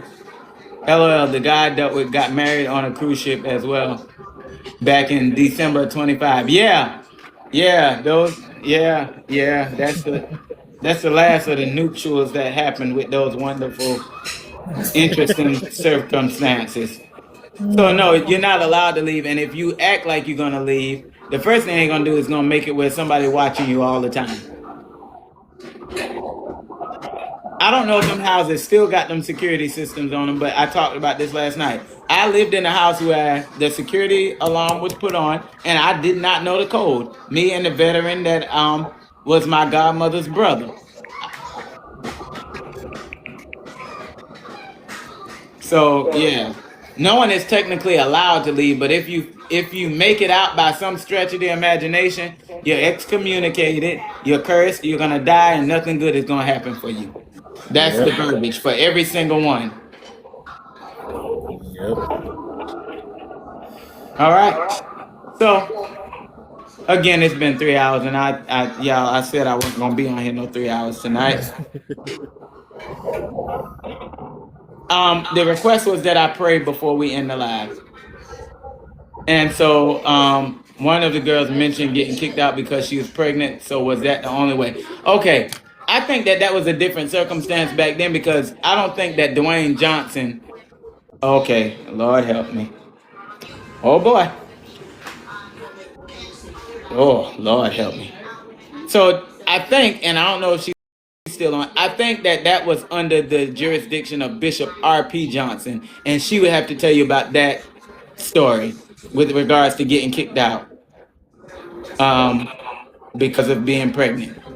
Because oh boy, Lord help me. That's gonna be a story for another day. Okay, let me go with one that's easy to talk about. When Dwayne Johnson Senior, Jr. From what I heard, I was not here, but from what I heard, announced that he and DeQuanda were getting married. From what I heard, the wedding was supposed to be in December of whatever year that was. And come around about October, November, there was a breast cancer awareness event that they have every year. And all of a sudden, the breast cancer awareness event turned into a wedding. Mm-hmm. And Dwayne DeQuanda got married. And a baby was physically being held 9 months to the day. Well, I can't say to the day because I don't know the day. But around 9 months later, there was a baby. And from what I'm told, Tyrone, were you still there when all this went down? Oh, I was forced to record the wedding. Okay, he recorded the wedding. So what I'm told, confirm this. If it's not right, please correct me. From what I'm told, it was said that oh, y'all had a baby fast, and it was said that she got pregnant on the honeymoon. Oh, they had it fast, and so did the sister of Dwayne. Okay. Now I only know. Oh, Lord, I need to get off this line. Oh shit! So I don't think Sorry, anyone is getting. I don't know how to say it. Look, please, God, we need to pray. We need to pray. I don't think anybody getting kicked out for being pregnant no more. Not at all. Jared is on, Tyrone. He said, "What's up?" What's good? Jared, I done been on here for 3 hours, and so I would tell you to go to TikTok and I'll invite you on. But if you start talking, I know. And we talked about you earlier too. We talked. Me and Tyrone, on behalf of the boys who grew up and have faith, have agreed that you would have behaved.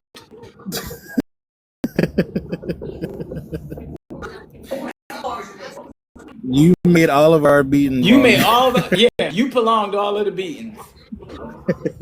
Now let me say this for people who are watching. Okay, so we're not making light of what happened. I don't know how to explain. I don't know how to explain that part. We get it, and so we're not making light. We're not joking off what we just got through talking about. We just They said come back tomorrow. Y'all, who said I'm coming back tomorrow? I can't do this every day now. Lord have mercy. I didn't know the BET Awards. Tyrone, I didn't know the BET Awards was on last night. I seen a post earlier. My name on TikTok, DJ Long 971. I Unbelievable. seen I seen the a post earlier that said these lives got people saying forget the BET Awards. I didn't know what that meant. I didn't pay that no attention. But then tonight I seen that someone said they chose not to watch the BET Awards in order to watch this. Okay, you know. So how did you manage to get those crooks out without your mom knowing? I took the police with me because I didn't know exactly what was going to happen. I did not know that they were out of town. And my mother informed me that there was a camera on the house, so I knew they were going to know. That's why we took the cops. Now I fully expressed to my mother that as a matter of fact, y'all, I got the text thread. So when I say this, I'm not being hyperbole. I'm not. It's not hyperbole. My mother said, I'm trying to figure out how to tell him I'm leaving. I said, you don't tell him because you know what's going to happen if you do. I said, and I don't want you worrying about him. I said, and I called her. I said, Mom, I will deal with him if there's a confrontation. You just worry about getting your stuff in my car. I said, you will not have to say one word to him. And my mother was so relieved to hear that she wouldn't have to wouldn't have to, because now my request to the cop, if he showed up, was going to be don't let him even come near her, because his presence alone would be intimidating. He don't got to say one word, just standing there is enough. Hmm. What time should we all meet back on here tomorrow? Yeah, I said good. I ain't coming on here no tomorrow. Jesus Christ. Listen, now really, really, really. Okay, let me be for real. I don't know that I have the emotional bandwidth to do 3 hours of this every day. I know it's a lot. I know some of us are very invested. I know. And I'm not gonna do you the disservice of not talking about what needs to be talked about, but it takes a lot emotionally to recount all of this. And the other thing is, now, in all honesty, I have not had a good night's sleep in about, well, really, not. It's been a rough past week because I spent last week knowing I gave Jared my TikTok, and he has it. Y'all. I'm telling you now, if Jared get on here, we ain't getting off no time soon. And Tyrone is a truck driver, so he can't stay on but so much longer. He drives truck. Oh, 24 new messages. Oh my goodness, I didn't see that. A very serious discussion followed the live. It's a coping mechanism for survivors. He said no more tea, but here we are. I'm so sorry. I watched a video last night. Infant born still there, just graduated. Okay, the infant that you're talking about, infant born still there, no, just graduated, is actually the sister of this young man that's on the live now. That is his sister.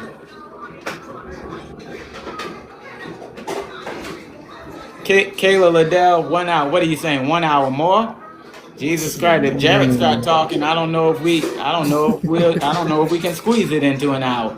And I'm not being funny. Okay, so first of all, let me. I'm being lighthearted, but I'm serious. Stay on till 11.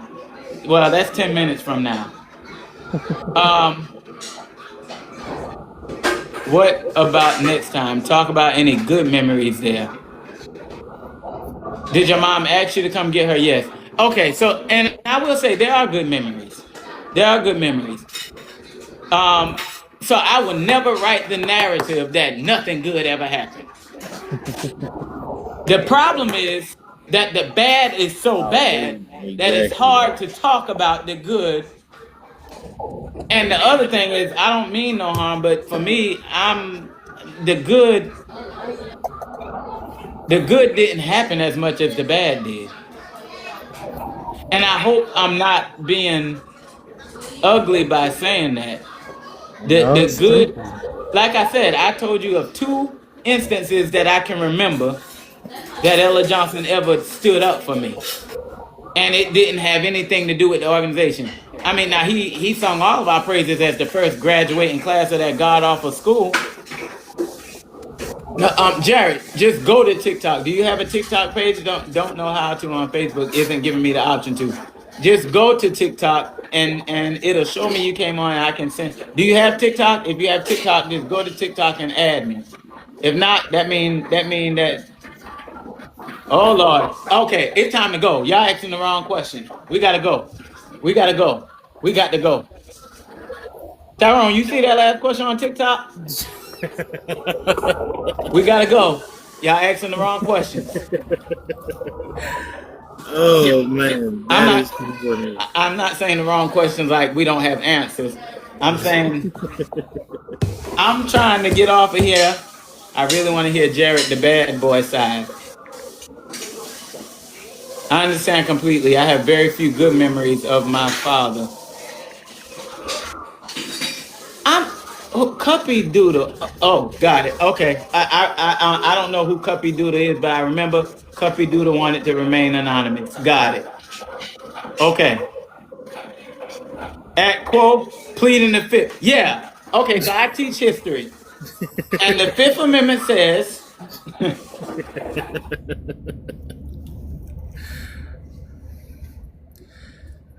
Oh, then the audio went out.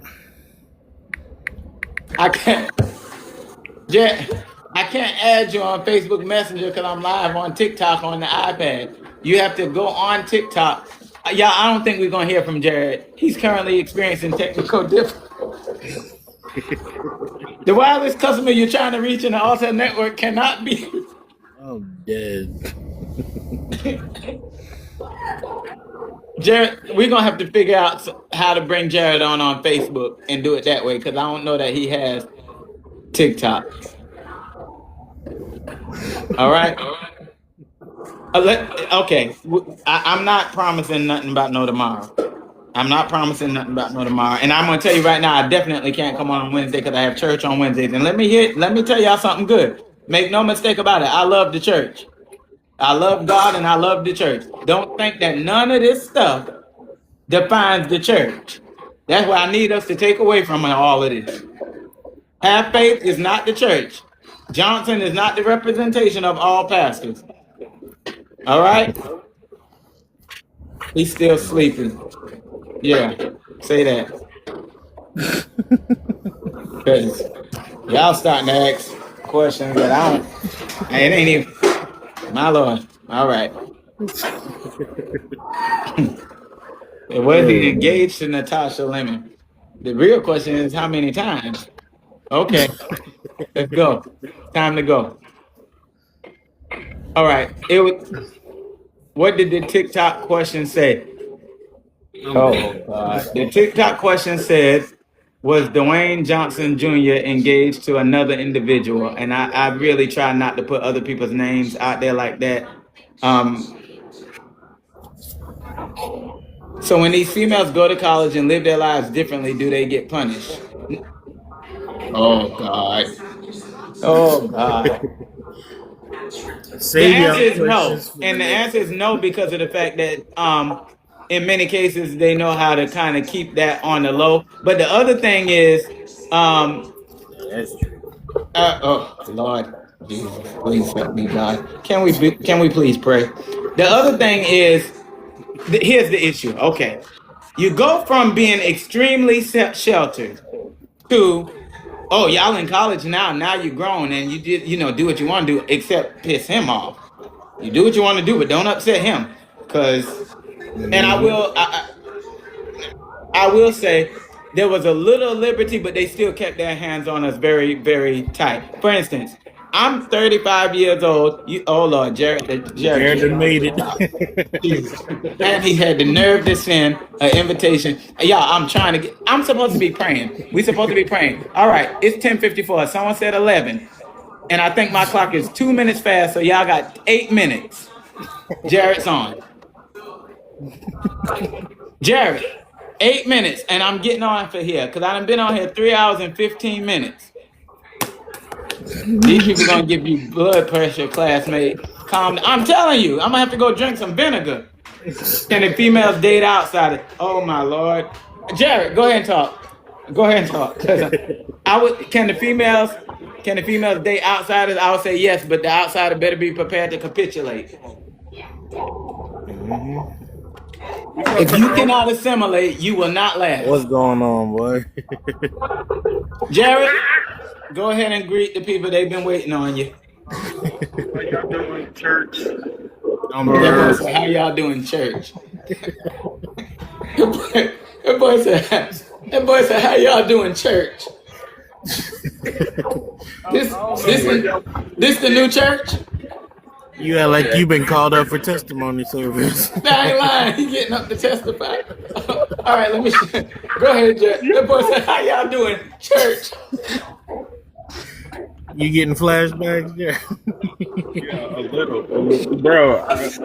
What is how y'all doing? What is how y'all doing, church? That is so stupid to me.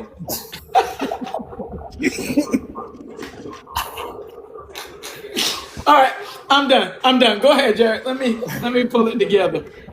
They ain't gonna take us serious. They can't hear Jared. Let me shut up. I'm talking too much. Go ahead, Jared. You gotta talk up, Jared. They can't hear you. All right, so where do I begin? Like, this church is so mind-boggling. Ugh. The way they put, like how Pastor Long said, the way they put families in such a dark mindset is crazy. Like, as y'all know by now, I was the rebellious child, like the bad one. I made the beatings a little longer because I ain't gonna hold you like that. Jared, Excuse me. why did you make the beatings longer? Cause I said I ain't gonna tell nobody else's story. So you tell us, what did you do to make the beatings longer? Please tell, you said the church, you said church, so please tell the saints, what did you do to make the beatings longer? Please enlighten them so they know what we talking about. What did you do? I kept moving. That thing was hurting. You kept what now? I Huh? kept moving. And what would you say while you were moving? Ow, that it hurt. Nah, That hurt. Jared was the No. great Tyrone, what did he negotiator. say? He was no. I'm gonna tell you the Negotiating. truth. That's a I'm gonna. good term. Please, Ella Johnson. Please, I'll never do it again. I'm gonna tell you the truth this time. Hold on. I'm gonna tell you what happened. I'm gonna tell you what happened. That's crazy. Oh my God. Like if Oh you my don't God. take this beating so we can get ours and get out. If you don't get that beating and get up, so I can get mine, so we can go home, please, Ella Johnson, I'll never do it again. Yo, I forgot about that. Oh, I'm not gonna forget about that. That's I ain't lying. On God and everything that's sacred, I won't forget. Jesus Christ. All right, we got to pull it together because I got to get off of here. yeah, me too. Please, Ella Johnson, I'll never do it again. And then the boy would turn around and do the same thing again. Again. The last time you got a beating, you say you never do it again. We don't want to hear this again. All right, go ahead. Let me shut up. Like me and Tyrone, that's my brother. I haven't heard from him in a while. Like he would be there most of the time. Like I don't know if you okay with me putting your part on this stuff Oh, into you go ahead.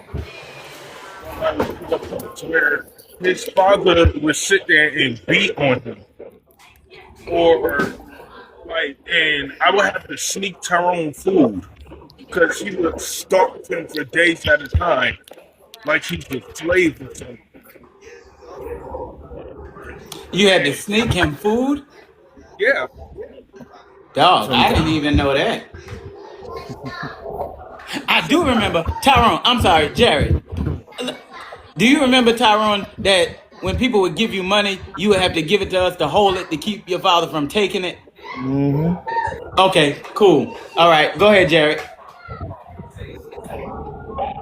that, like it's a situation where he used to smack my brother all the time, and I would go at it with him, and then Jared, we would talk get up. They beat. can't hear you on Facebook.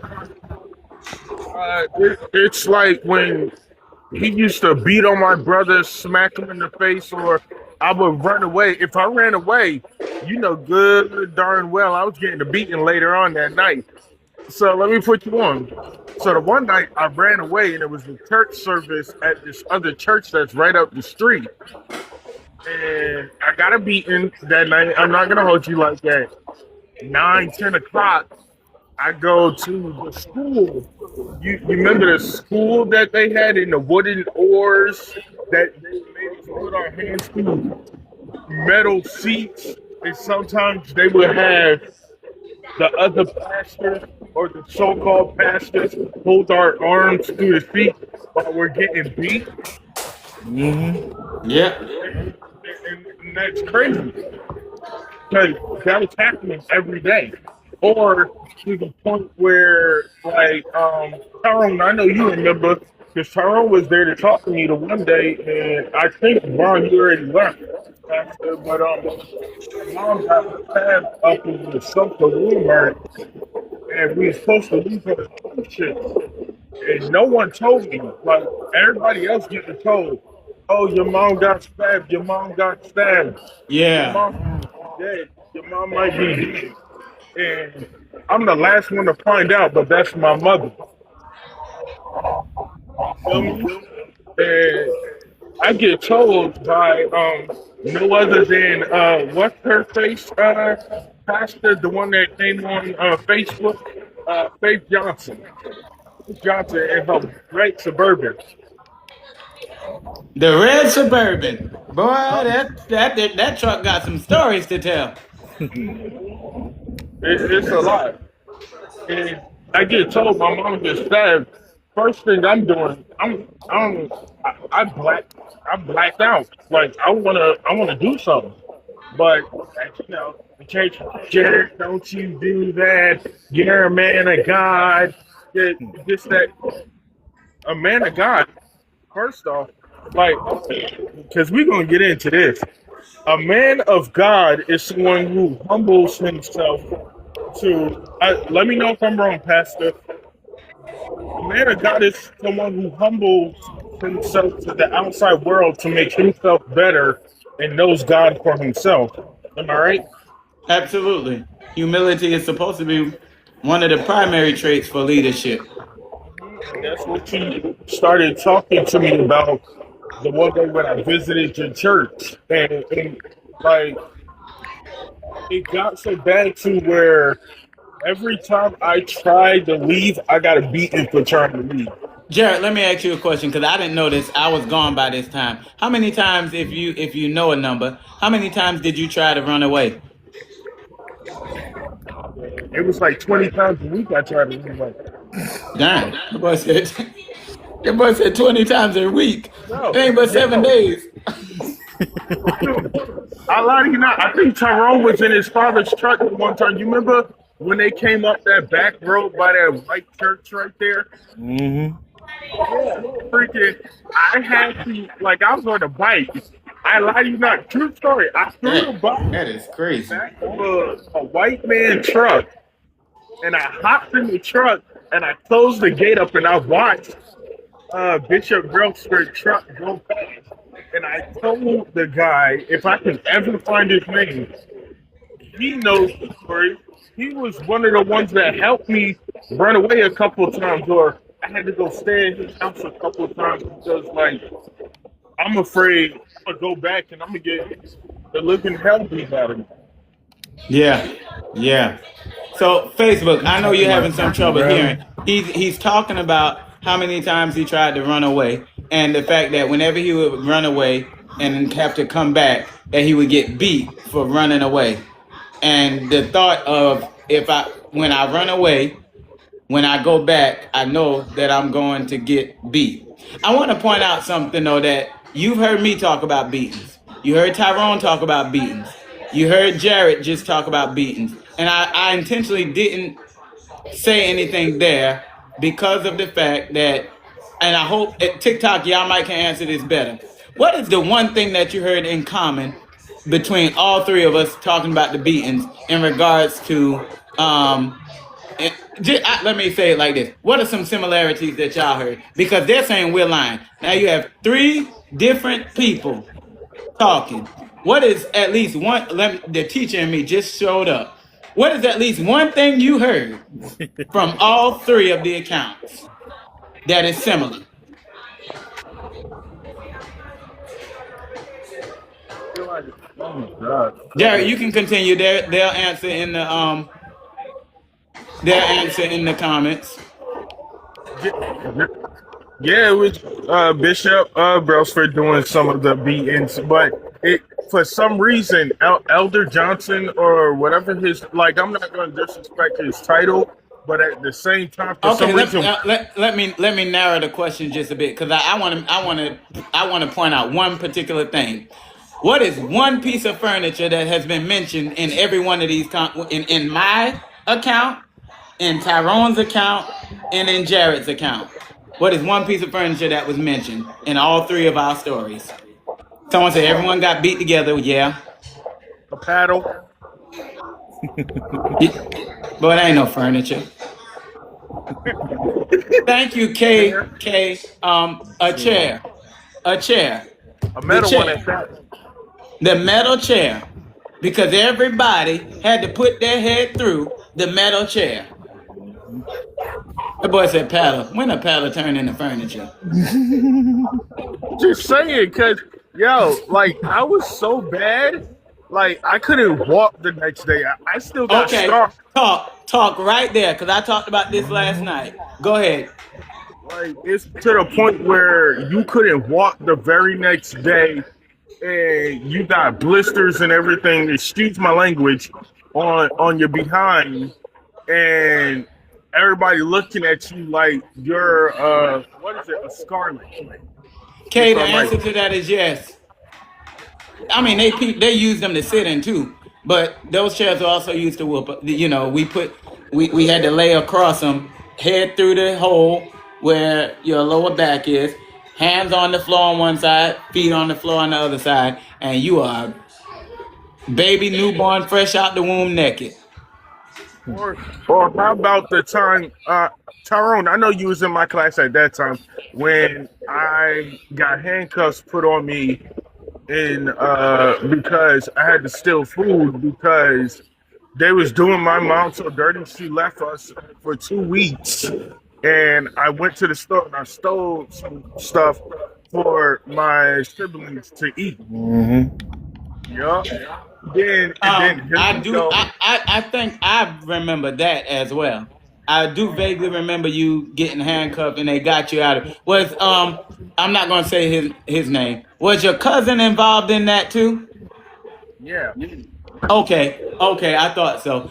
Jared, someone asked because last night I talked about the fact that I have my hip is 1 inch higher on the right side than it is the left side, and my brother Travis has.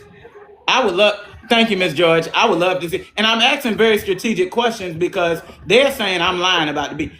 Dwayne Johnson looked me in my face and said the beatings never happened. Asked me how many times did I beat you? I said how can I count? All right, let me do it. Let me do it just for the sake of proving the point. Tyrone, how many Mm-hmm. times have you been beat? More times than I can count. Shit. Okay, Jared, I hear your laughter. How many times have you been beat?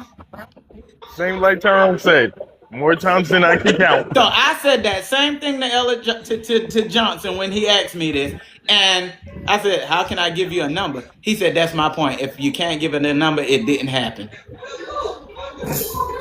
They delusional. My hip Yeah, saying something else, sir. that part. So I'm sorry. The question was, do you have the issue with your hip being 1 inch higher on the left on the right side than the left? If you don't know, that's fine. Have you ever had an Yeah. X-ray and they talked about a misplaced hip? Yep. Well, there you have it. So that's three. Tyrone, would you happen to know if your hip is off? Of course. And okay, for the sake of verifying, did a doctor verify with X-rays that you have a misaligned hip? Yep. Yeah. So here we are talking four young men who have a misaligned hip. Okay, fine. Okay, so let's do it this way. If anyone from Have Faith would like to prove this theory, I would gladly let you pay for an X-ray for me. so that we can prove whether or not I'm lying. Oh yeah. Do you, I got skull damage too. Jared says he has skull damage. Go ahead, sir. Like yeah, like Now it we was can tell twisted. you got skull damage. We can tell that. I'm Yeah, dead. because That boy uh gonna call me on Facebook Messenger and I said, get on TikTok.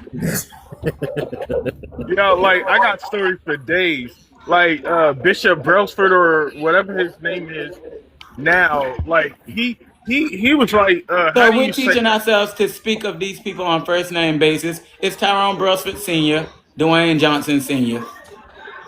Tyrone Brailsford Sr.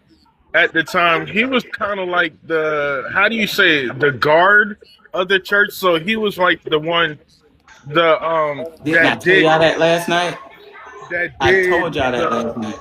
the beatings. Like he will physically put hands on you, like you a grown man and you like 13, 14. Like what kind of sense does that make for a grown man to put his hands on a little behind kid? I was about to curse and say little ass kid.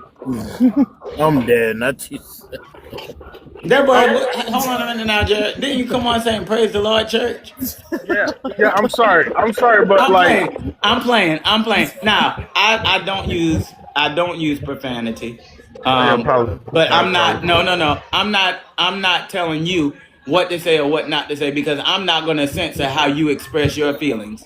This is not that. And I know that I got preacher friends and preacher followers and all of that. I'm not trying to be disrespectful or nothing, but we don't get to tell somebody how to tell their story. So I will say yeah, please don't, please don't, just blast my ears with stuff. But I'm not gonna we don't have a horn here for whenever you say a bad word. Beep, this is not that. Because and now the reason why I'm saying that is the reason why I'm even doing this. We have never had the opportunity to talk about this like this. Never. True. And here it is. I think that anybody with sense can see where we are aligning. I think anyone with sense can see that this is not coerced. I didn't even know Jared was getting on tonight. Tyrone texted me earlier and said, when the next time you gonna lie? So we didn't have no conversation beforehand. Because these are the things they're going to say. Oh, they put that together. And Devon is the ringleader. I'm so glad. I don't know how my name tastes in them people's mouth. But I'm It's telling like you, it got to be the best Andy. thing they ever had because they won't stop using it. I'm dead. All of these other people that done got up and talked about seeing one of your classmates, Jared, talked about hearing people get beat in bathrooms and all kind of stuff. Yet nobody addressing all of these other people that's talking. Yeah, pastor. All right, so let's go. Someone said, well, y'all kept a lot of secrets. Someone should have told. Let me say this. Not, Told not for who? nothing, and I don't want to interrupt because I know I gotta head out soon. But for the person that said someone should have told, and this is not to come after you at all. Honestly, it's just a trigger because it's like until you actually experience the experiences of us, you can't just say Yeah. somebody should have did something when you wouldn't even know what to do in that situation. For one, for two, yes, I have said here and there to certain people, even as a kid. I Yeah. remember begging when Yeah. when my mother and father, my birth mom and dad had split custody.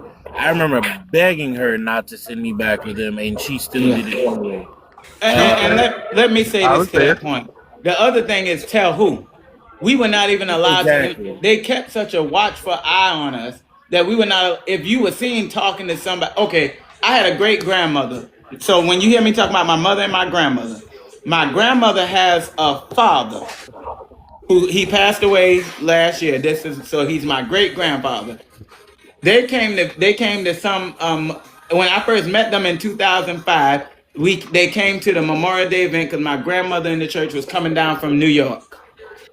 My baby sister was walking around with them at another event because we all went up to New York in July for what was called the feast. and my baby sister was walking around with them, and they stopped her to say, "Who?" And they never asked you these things in front of people. Who was them strange people you was walking around with, and why were you walking with them? And she said, "These are not strange people. Those are my grandparents." So the other thing is, I don't mean a bit of harm, but let's go. The thing is, they knew how to get their way out of anything.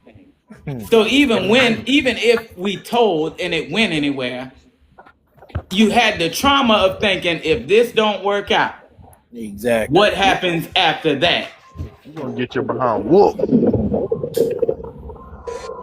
So it's not as simple as, yeah, we can, and I told this story earlier of when I made a mistake. Jared, you remember the time you was hanging over the trailer playing with the tire? Yeah. What did you get beat with? Yeah, I ain't gonna hold you. I don't even remember. Didn't Ella Johnson stop the van and he took the handle of the axe? Oh yeah, yeah. It beat me on my behind and broke it over my behind. Bro, I got Now, scar. I had splinters in my right butt cheek. boy, I'll take you Like later. I'm not even playing. Like it's funny because I remember it, but like Stupid it's boy said splinters in his right butt cheek. I'm for real. Like I used to sit there in the shower and pick out the splinters because like as it was mentioned before, I'm always stopping and be like, oh sorry, can we talk about this? Can we talk about this? I won't do it no more. I won't do it no more. I'm so scared that like they will make you count how many strokes they hit you with. I hope y'all listening, because he wasn't on earlier when we talked about beatings and we talked about counting. I hope y'all listen, because they swear out beatings never happened. Yeah, they But, do. but I'm going to shut up and I'm going to let the boy talk. Like, yeah, like it was bad. Someone said, "Lord, not You too much." know, here's what I think I'm going to do. I just got an epiphany. Maybe I should just screen record this part where we, talking about beatings. And since we like writing people letters that are blocked, maybe I should just, take just this part and post it and tell me who lying. So we just talked about counting earlier, but they will swear out beatings that he's lying, he's making it up, he's manipulative, he just needs attention. Who want attention for this? Who want to cheat for get attention for getting their butt whooped? Who want attention for PTSD that make you feel like you're a kid when you have the right kind of a dream? Amen to that.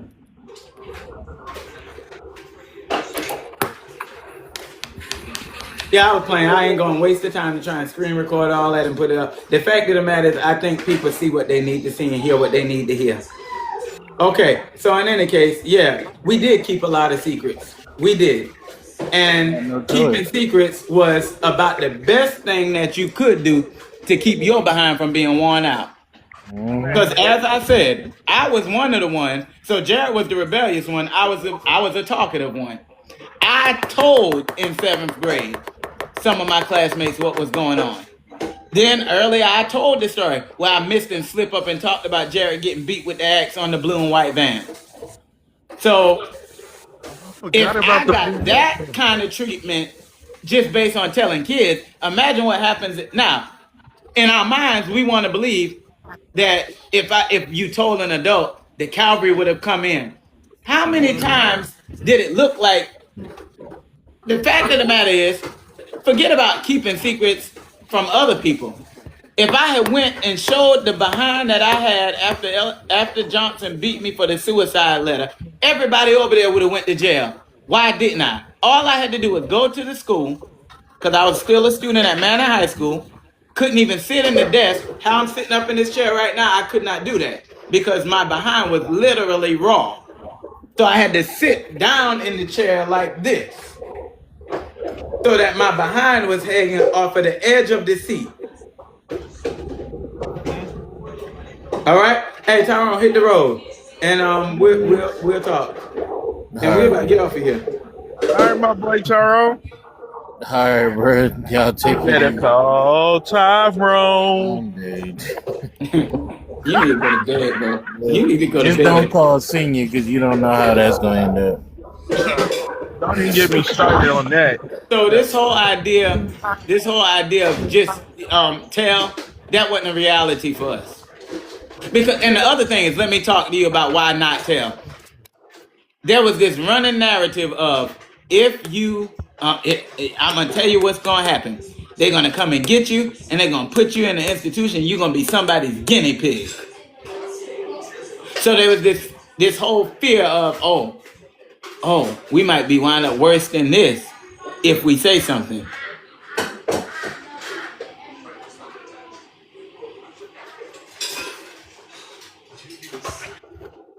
So it's not a matter. Yeah, we did keep the secrets, but we kept the secrets so that we can try and keep some sanity. Someone asked Jared, "How did you have the bravery to knock at my door those days?" I think that Taniqua, if you're addressing this to Jared, how did you have the bravery to knock at my door those days, man? Shaking my head. Taniqua, I gotta figure out who Taniqua is. I don't remember. I I don't don't know if remember. she was addressing that to. I don't know if she was addressing that to you. I don't know who that was addressed. Oh, it was me. I knocked at your door. If I knocked at your door, you sure it's me? Now it could have been my. What did I knock at your door for? What? I can't ask you on live. Where did you live? All right. What did I say when I knocked at your door? Now, my brother looks just like me. Was Exactly. it him? I lived in the last house on Cooter Creek. Yeah, that had to be my brother. That couldn't have been me. I didn't. I never knocked. That had to be my brother. I would think. I don't know. I mean, I don't. Okay, so let me say it like this. I don't remember that, but if you're saying that it was me, it could. That sounds more like my brother. But um, um, if I don't remember that, and that may be. I heard him. When that person don't listen, tell someone else. There's someone out there who will listen and help. Sweetie, oh dear, you're gonna have to forgive me for not being that hopeful. You're gonna have to forgive me for not being that hopeful. These individuals were walking around the school. The principals. I'm trying to be very careful how I say this. Since I've been out, people who are mandated reporters said I always felt something was wrong, but didn't say anything when it was wrong. So I'm not trying to like come. I'm not trying to be ugly. I promise I'm not. I'm not trying to be a butthole. That tell someone else stuff. After a while, you get tired of talking and nothing happening. That part. And someone said, unless they lived in it, they can't understand. And that's the other thing. I do want you all to approach this conversation with the knowledge of you will hear things that you won't quite get because of the fact that even like I said a minute ago, us joking um, about the beating and the beatings. As much as we laughed and had a good time, every one of us have our own trauma with those beatings.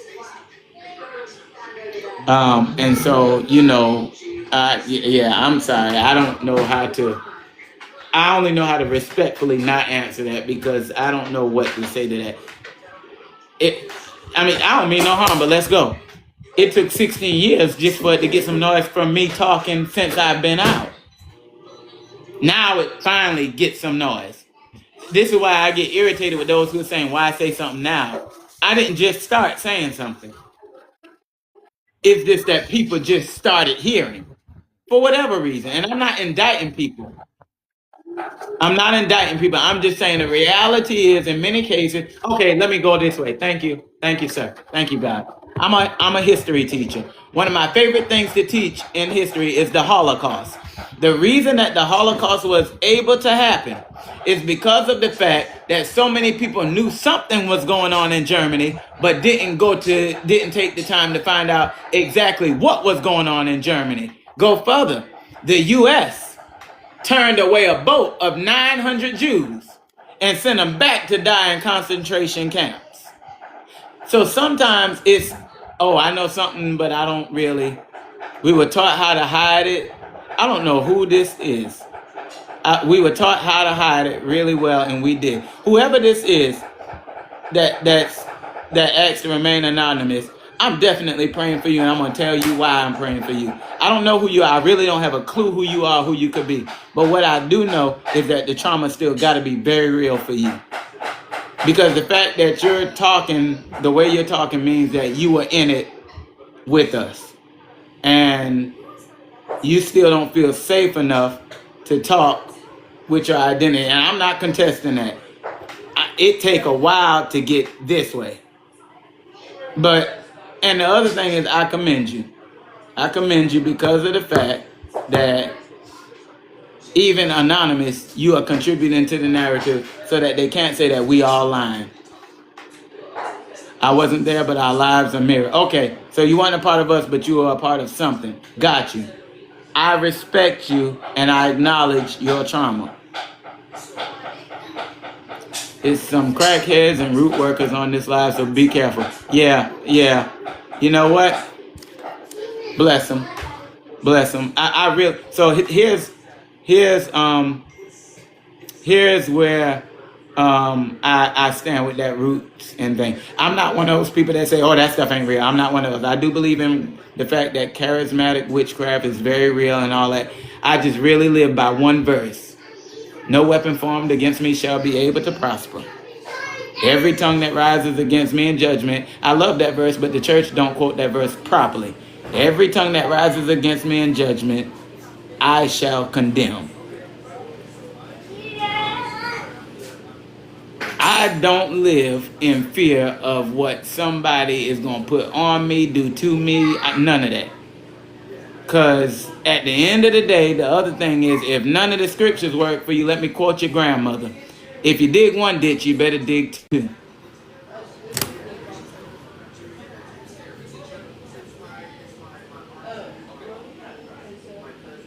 There was no way they could have known, though. Okay. Sometimes with these situations, you are you can be in the public and still not in the public. So please, I'm going to ask you all this.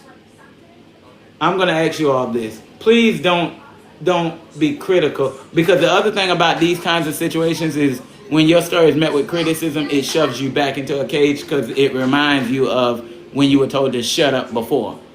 So even if you feel the need to criticize, I'm going to ask, please don't do it. People's emotions are raw, they're sensitive. Please don't discount how people are feeling. And please don't overly analyze or question why they didn't do or say or whatever. I'll give another example. It's no different than a woman whose husband is beating the snot out of her who will say, I know that my man loves me. Why don't she do something? Why don't she say something? I don't mean, Lord help me, I'm not trying to be rude, but why don't we just deal with what is and don't speculate about what we don't know? Because the fact of the matter is, one of the things that all of us, okay, I see, and I'll respond to your message. One of the things that all of us have in common that were in that half-faith situation, even those who are in this delusion and can't see that it's a cult, we all have a thread that only we can understand. Oh, that was terrible. And that thread comes from this fraternity of we were all a part of the have-faith experience, the good, the bad, the ugly. And I don't mean, I'm not trying to be funny or exclusive or whatever, but the fact of the matter is,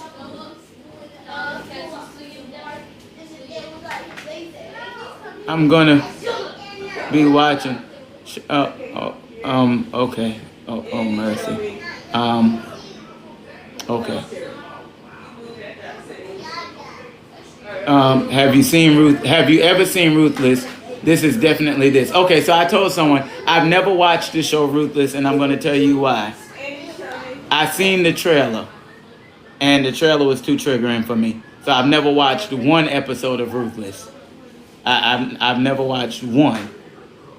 But you all, let's hope Ruth makes it out. I know enough about it to know. I don't know if Ruth trying to get out, but okay, y'all, enjoy that. Yeah, I gathered as much. And so, yeah, let's be careful not to criticize people's experiences. All right, fire. Thank you so much. Thank you so much. Cuppy Doodle, you're gonna be all right. You're gonna be all right. All right. So the request was that we pray before we leave. And so we're going to do that, and then I'm going to get off of here. And I'm going to pray very specifically. I believe in targeted praying. And not for, okay, I don't know what anyone's beliefs are, but yeah, I think y'all know I'm a pastor. I am going to ask that because we're praying, please pause, just any, sure, how are you doing? Please pause any, unnecessary kind of stuff. Not because I'm trying to be controlling or dominant. I just really believe respect God. I really believe that. So please, if you can indulge that, for me. And we're gonna pray. And this is not gonna turn into 5-hour prayer meeting. It ain't even gonna be 5 minutes. But the request was that we pray, and I do appreciate that somebody asked. I will say I've always felt the unction to pray, but I didn't do it because of the fact that I didn't want to seem like I was forcing religion on people, because I know that there are many people from all over that are watching this and that will watch this, but I love God, and I love God unapologetically. So with that being said, let's pray. Father, in the name of Jesus, we come to you right now as humble as we know how. Lord, a lot has been said on here, online, over the past few days. And Lord, I'm so grateful that you are the God who sees and who knows all things. That's first and foremost. I'm also grateful, God, that you have caused, the Bible says, your word says, Lord, every good gift and every perfect gift, thank you, sir, is from the Father above, in whom is no variableness, neither shadow of turning. Lord, I believe that you have caused whatever favor to hit this moment, that everyone across wherever is seeing this, hearing this, and I believe it's a gift. I believe it's a gift. I believe it's a gift of healing to those of us who were silenced. I believe it's a gift of I don't like the term exposure, although that is what it is, but I think it's enlightenment is the word I was looking for people who just didn't know the fullness. I believe it is a gift. Now, Lord, I pray for those to whom are hearing these things and being triggered for their own situations, for their own experiences, for those to whom are feeling their own things. I ask God that you cause comfort to be our portion. That, Lord, as I recount and as others recount, as others think, this individual who is anonymous for whatever reason, Lord, I pray over their traumas. I pray over their emotions. I pray for their mental. I pray that the peace of God that surpasses all understanding will guard our hearts and minds. You said it in the word as a promise, and the songwriter has the song that is quiet, popular right now. The promises of God are yes and amen. I believe you to do what you said you would do. Lord, I don't know what's going to come of this, but I trust you, God, to let your perfect will be done. And it is in Jesus' name that we pray. Amen. All right. I'm going to get off of here because I told y'all I was not staying on here longer. And y'all negotiated, and Jared came and kept us another 40 minutes. All right. I'm going to get off, and I'm going to try to get some rest because, we 5 minutes away, well, about 4 minutes and 28 seconds away from being on here for 4 hours. Excuse me. And So I think that we've been on long enough. Have a good night. I think that y'all are satisfied. So I will say I don't really intend to come on tomorrow, and I won't be on Wednesday. So I will ask that you please give me that reprieve. It's been Saturday, Sunday, now here we are on Monday. Please give me the reprieve to not have to come on tomorrow or Wednesday, just to gather my thoughts and to get myself where I need to be. All right, y'all have a good night. The peace of God go with each of you.